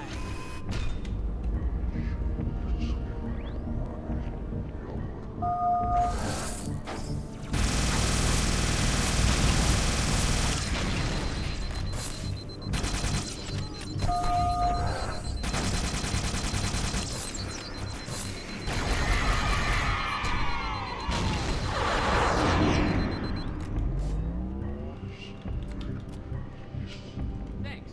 That's all of the Marines, Chief. Good work. Oh, it looks like he has his arm stuck in the floor.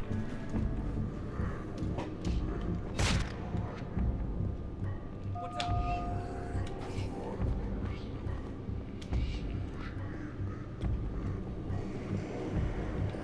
We'll get out of here the same way we came in. The central grab lift.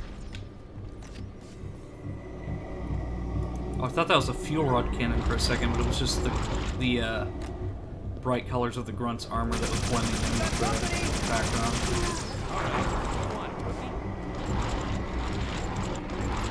So you can actually bring these Marines all the way to the end of the level, but the problem is that they don't really follow you that closely, so you really have to babysit them in order to get them to where you want them to go. So it's not uncommon for you to lose a few in this area right here because they just do not follow you properly. Or at least, they don't really follow you much at all.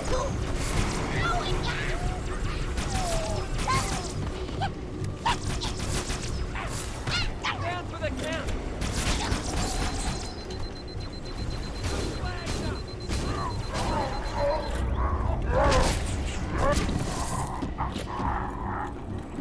That's another one. Lift is clear. Step on in. Oh, well, I wasn't intending to do that, but wow, that ammo capacity for the brute shot is insane. So when I picked it up earlier, I just assumed it was the same ammo capacity, but wow. The icon is secure. It was Tartarus and his people who took the icon from the planet. For that they have our thanks. Excellent. Truth is broadcasting on the move. It'll make him much easier to track.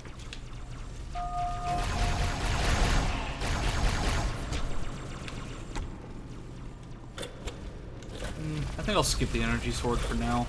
That's usually my go-to, but I really want to see like how this brute shot functions, because this feels like an all-new weapon, because I'm used to it being the grenade launcher, but this is more of like a flèche or a flak cannon, in a way. Like, it certainly doesn't feel like a grenade launcher in any stretch of the imagination. We succeeded in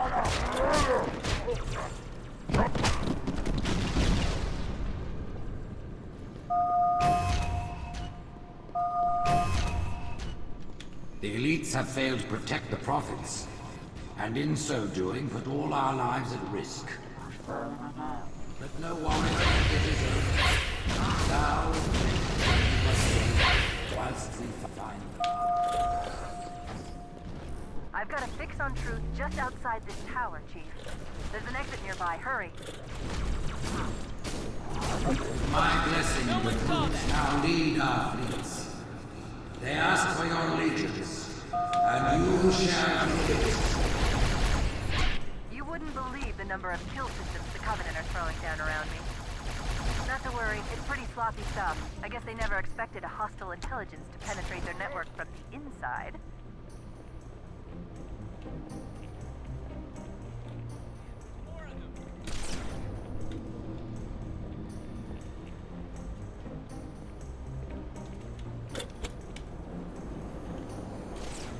See, I gotta plot my path out a little bit.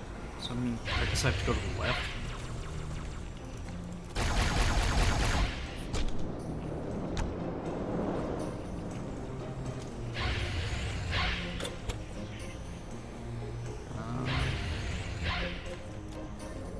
Guess maybe I have to go down? Yeah, as I've stated, it's like it doesn't matter how many times I've played this game, I'll still like fumble and like get lost in certain points, and especially because, you know, since I'm sharing this experience with all of you, it's a bit different because like my brain's like in two places at once.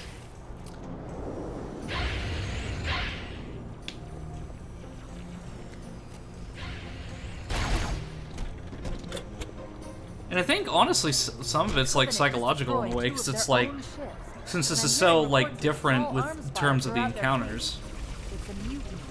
Creatures of the Covenant, side by side. See ya. They've cut power to the headway. Hang tight while I bring it back online. What? Let's say rupture. It's in amber clad. Be glad.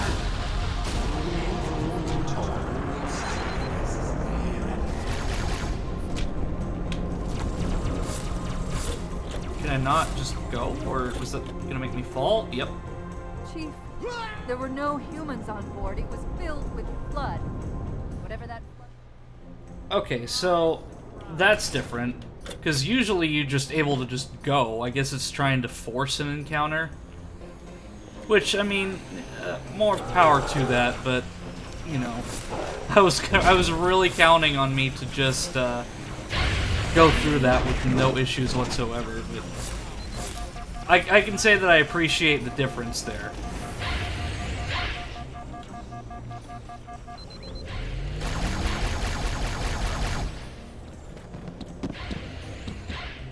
The Covenant just destroyed 2 of their own ships, and I'm hearing reports of small arms fire throughout their fleet.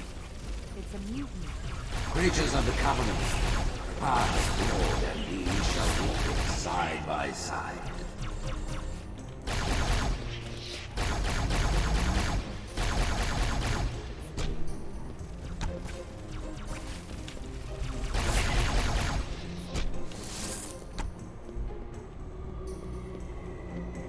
They've cut power to the pedway. Hang tight while I bring it back online. Slip space rupture. It's in amber clad.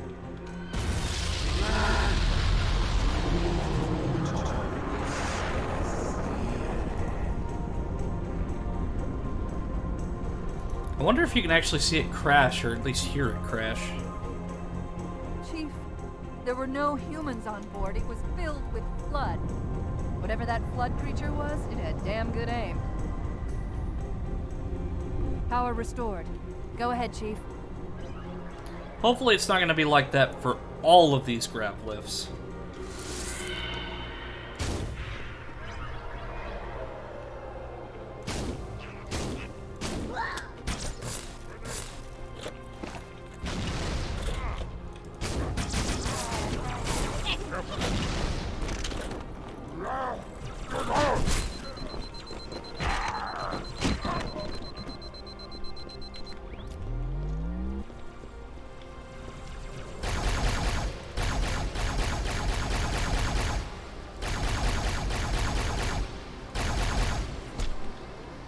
And I think what I really liked about Gravemind and just the high charity levels in general is that you'll encounter elite honor guards, and then you'll also encounter brute honor guards.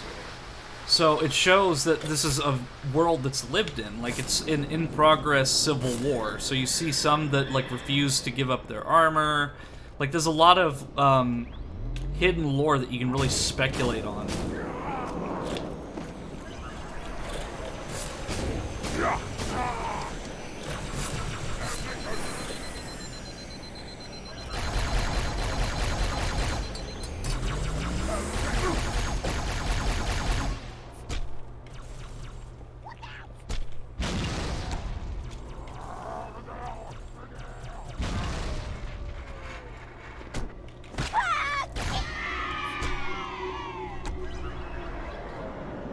Oh goody, Cortana, I can actually use this one because it's not disabled. Thank you. At this moment, the councillors gather on Halo to see the icon safely.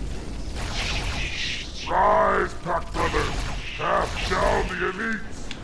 There are those who said this day was a day to say now. What's the now of the will advise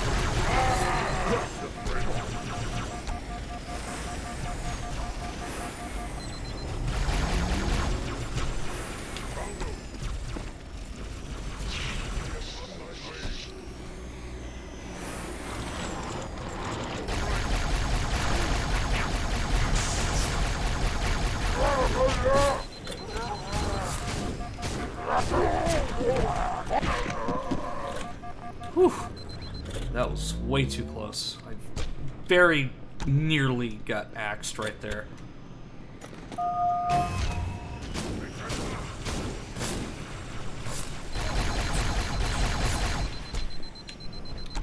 what's back here? Is this where I came from, or where I'm supposed to go? I think this is where...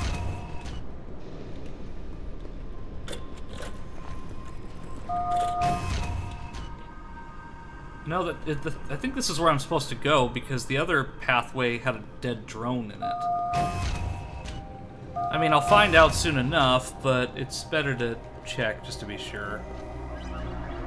Because I feel like I'm going in the right direction still. Because there's just enough of a difference to where it's hard for me to determine, like, am I going the right way, or what have you.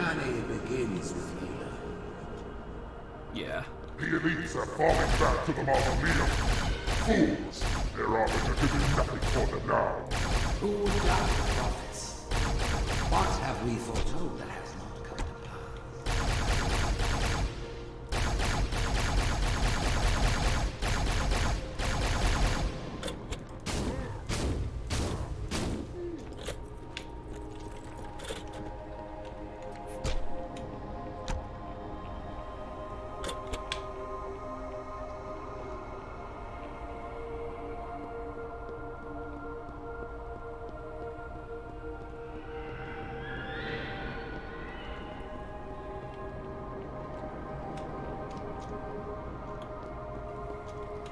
Yeah, like, even the music cues just kind of give you, like, a godly, like, religious vibe to it, which makes sense for the Covenant, but, it gives you, like, the Covenant is obviously extremely dangerous, and, like, they're genocidal, but at the same time, it gives you, like, this sense of awe and wonder when you listen to the music associated with the faction.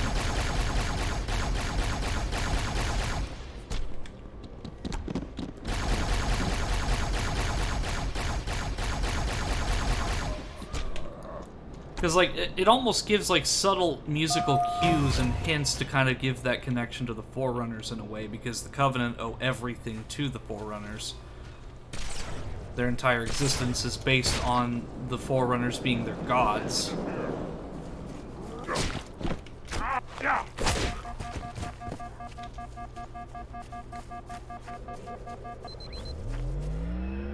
Supporting multiple streamers is hard. Oh, like, don't feel too bad. Like, as long as you're, like, here and just, like, saying hello every once in a while, that's completely cool with me. Like, if you're watching, like, another friend, that's completely cool. Like, my intention is just to kinda... It's just to casually play.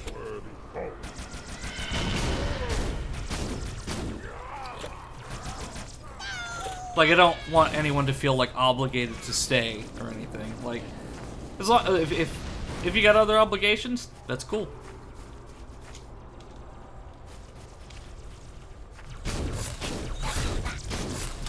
I mean, this stream is just as much as it is for everyone else that's watching, it's also good for me because it gets me into the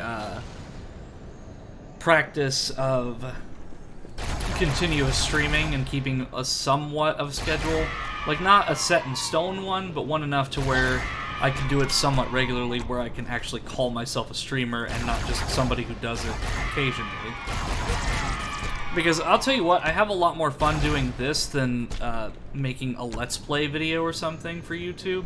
Because, like, in the past when I did Let's Plays for YouTube, it was just really difficult for me to actually be engaged in said Let's Play. Because talking to an invisible audience while keeping the video entertaining is really hard for me.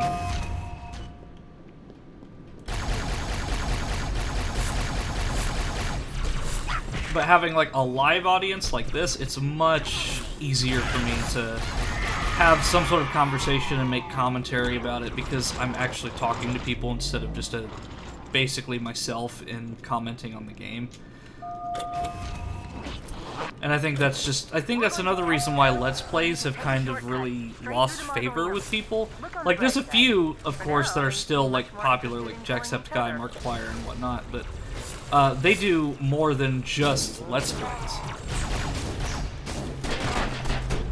But, like, really, Mark is probably the only Let's Player that I still watch. I mean, a lot of the ones that I had been watching, like Rad Brad and so forth, like, it just isn't entertaining anymore because it's like, it's all, I don't want to say artificial, but it just feels a bit more boring, I think. We lost one. And I think, of course, entertainment, as the time goes on, like, of course, entertainment's going to be different.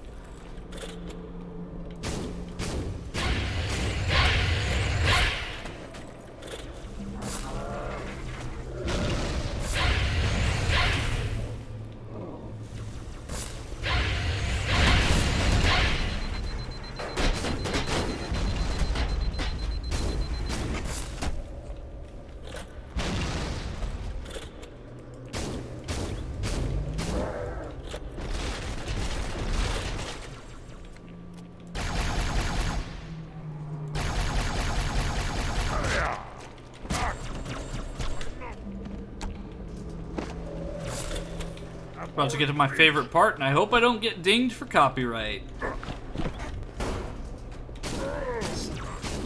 Because this next part is the part of the mission that has Blow Me Away by Breaking Benjamin. So I might have to just... consider sitting this one out. I may just have to consistently talk, because I don't want to get dinged for copyright. As much as I love this song, it's still copyrighted to Breaking Benjamin. And since they've released it on albums after Halo 2 had come out, it's still one that I'd rather not get copyrighted for.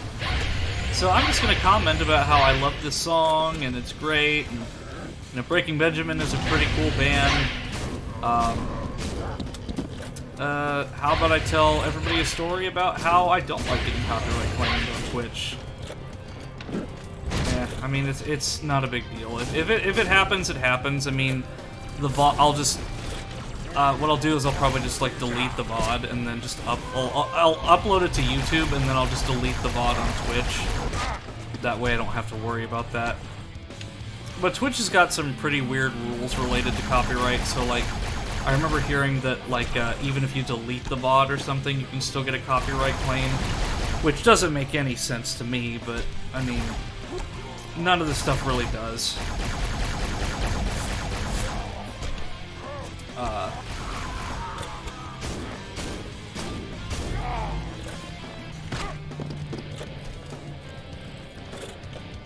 So, is this door gonna open? I guess I have to kill everything before it does.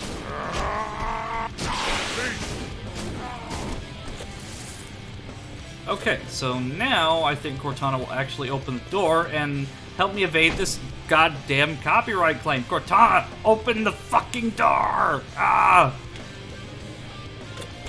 I don't have to repeat myself 50 times, just open the door! Hang on. I'm picking up 2 more transponders. Oh, It's the now commander you and decide Johnson. to. They're closing on Truth's position, Chief. They'll need your help. Yeah, I mean, I could help them if you open the door. Please. Cortana.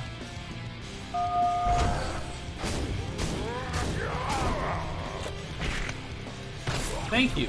I'm glad that you...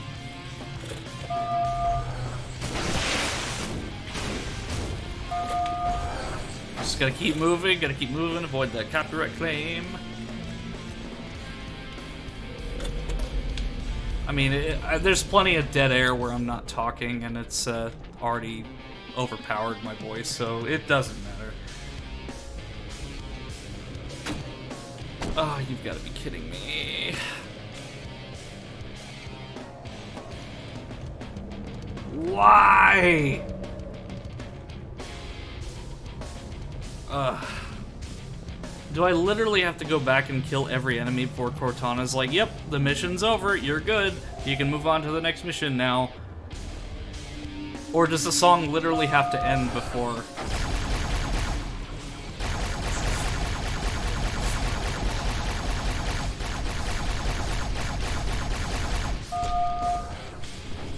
I'm gonna die. Alright, Cortana, are you happy now? Are you satisfied that I had to literally mass murder a bunch of Covenant just to get the copyright claim off?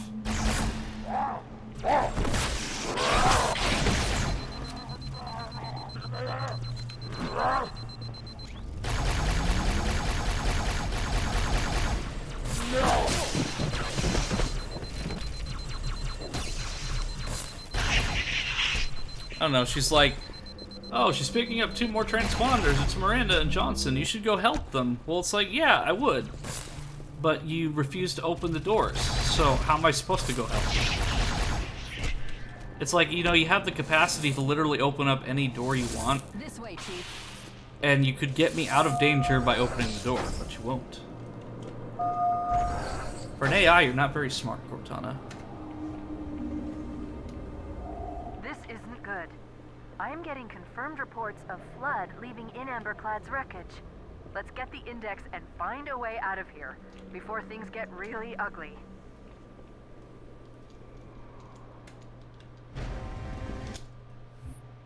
Okay, so this is the last level in Halo 2 Uncut. It's been a long road, with lots of frustration, lots of game overs, restarts, and another stream, but we're finally at the last level.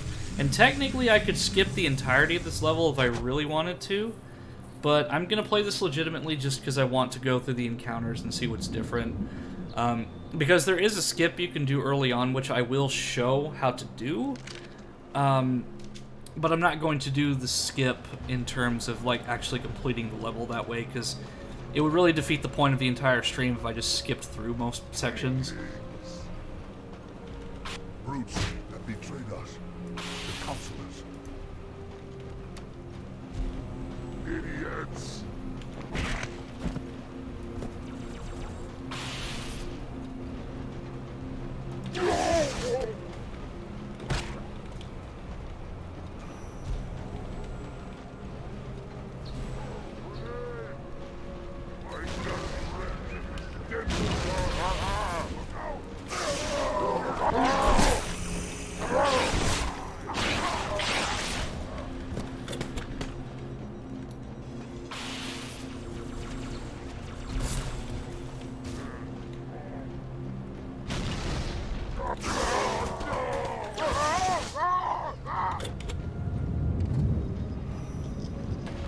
Okay, this is new.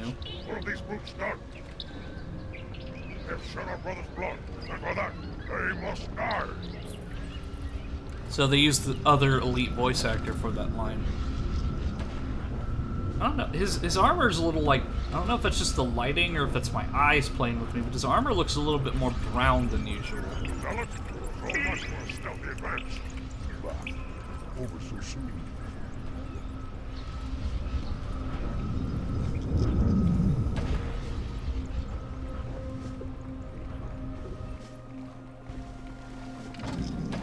Uh-oh.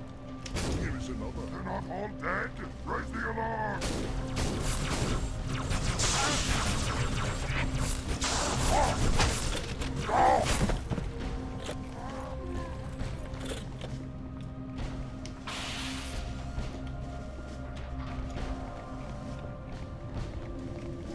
I'm talking about not doing the skips, and then here I am unintentionally doing some of the skips.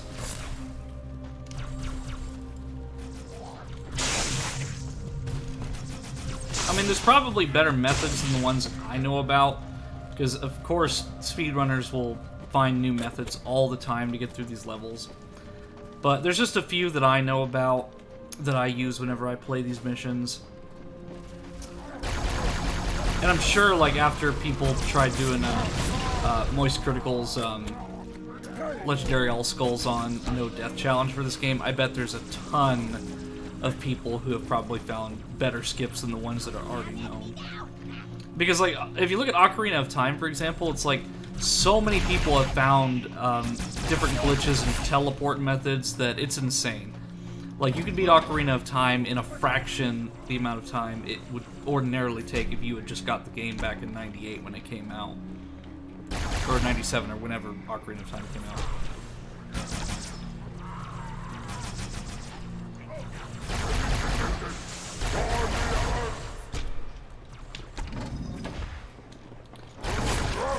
But Halo 2 is, like, notorious for having areas where you can just completely skip.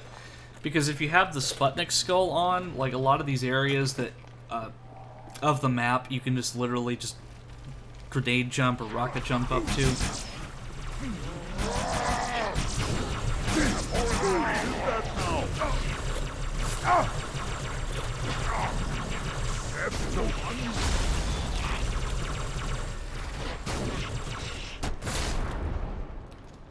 Jesus, are you trying to get me killed?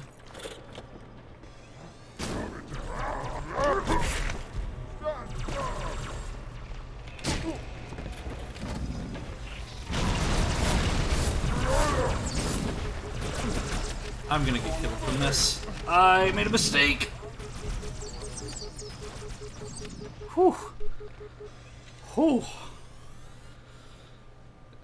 Deep breaths there.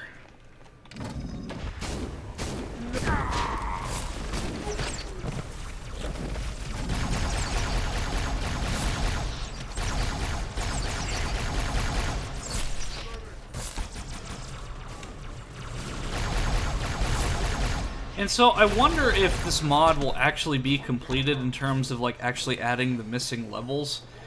Because they've got most of the game, but there's still, I think, 2 levels missing. There's the High Charity level, and then there's the Great Journey, which is the final level of the game. So I wonder if there's going to be more work put into this, or if they just consider this, like, completion, which I don't mind either way. I love close combat. But, you know, it would be cool. I think I'll just keep the brute shot for now.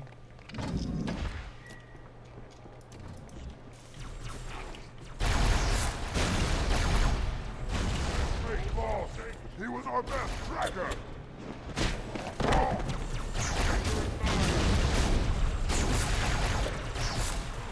I've kind of grown fond of the cut content brute shot. Like, it's interesting because, again, it's more of like a flèche cannon or like a flak gun or something, as opposed to a traditional grenade launcher. It's like, it doesn't really fit the look of the gun, really, but it's still cool nonetheless.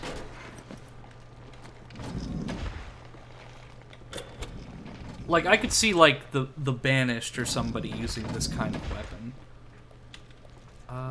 Here, I'm actually gonna take that fuel rod gun. The journey has begun, brother. Here it goes.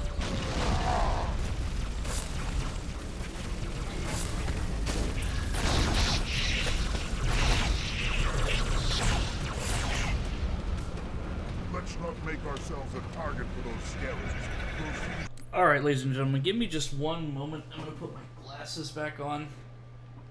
Starting to get a little lightheaded. Okay, that's better. So I won't pick up my blinks that well anymore, but I'm better than nearly passing out on stream. That's new.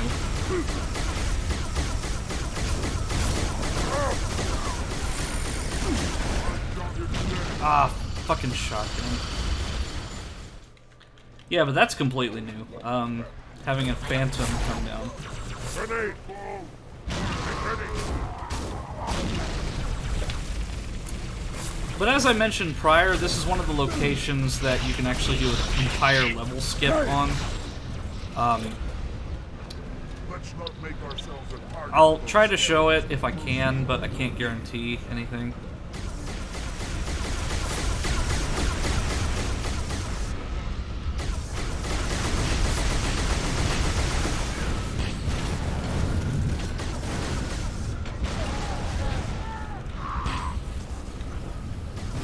Oh, the fuel rod shots actually get stuck on the brutes. Interesting.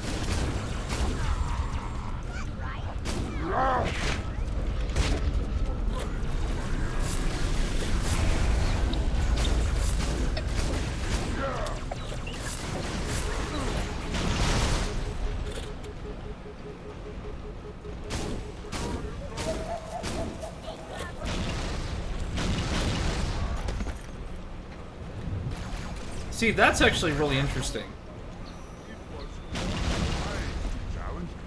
So, the exploit to actually skip through most of this level is this part right here. So, you can technically, I believe, do this without a fuel rod gun or grenades. But basically, it just entails, like, jumping up this wall here. And eventually, you'll hit a small little invisible outcrop that lets you actually go up and through that area.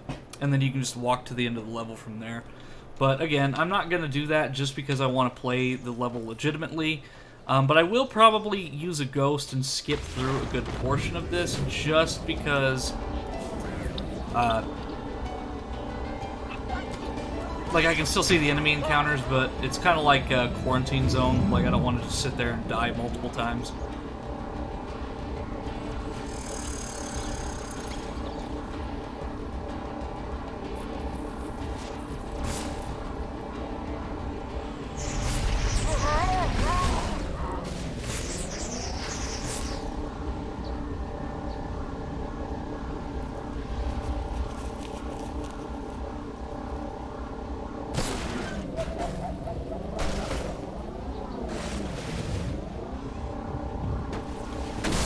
No.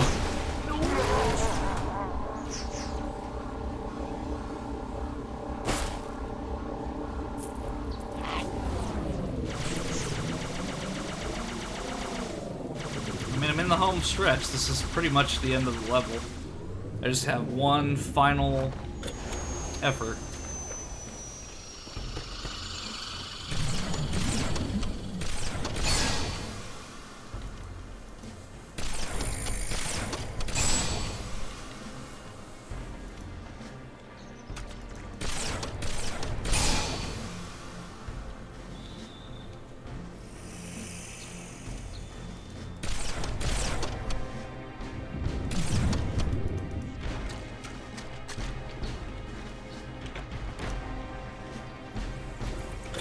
Wonder if the Wraith is still going to be here if they change that.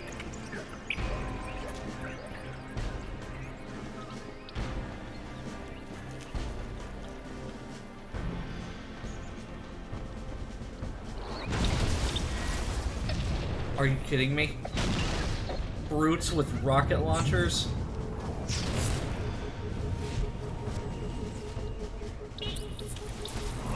Oh, you gotta be kidding me. It's like, if there could be one thing worse than the Flood with a rocket launcher, it's a goddamn brute.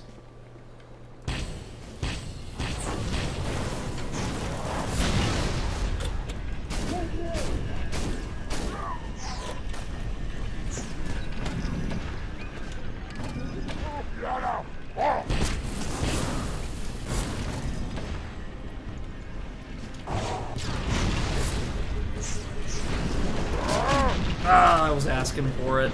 Ugh. That's annoying.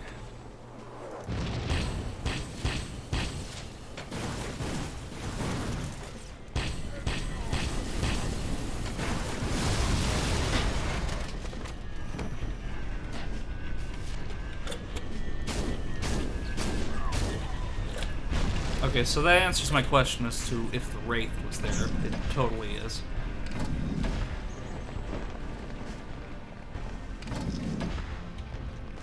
But thankfully the armory is still here, so I can get ammo for that rocket launcher. And I think I'll keep the brute shot for now, just because the fuel rod cannon is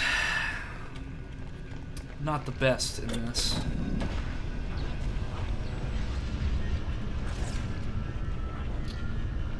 Plus, I'm kind of bum rushing through a little bit because I'm not feeling well.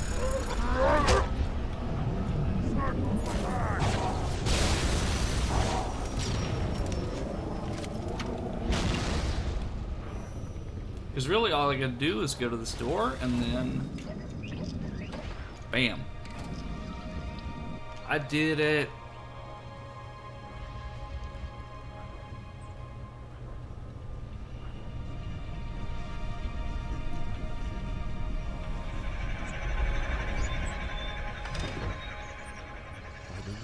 Arbiter, the councils, are they murdered by the brutes?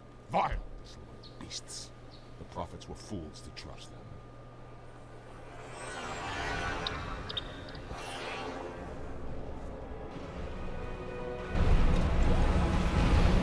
Oh, I guess there was differences in the cutscenes. Well, shit. Oh well. I'm sure that somebody has it on YouTube.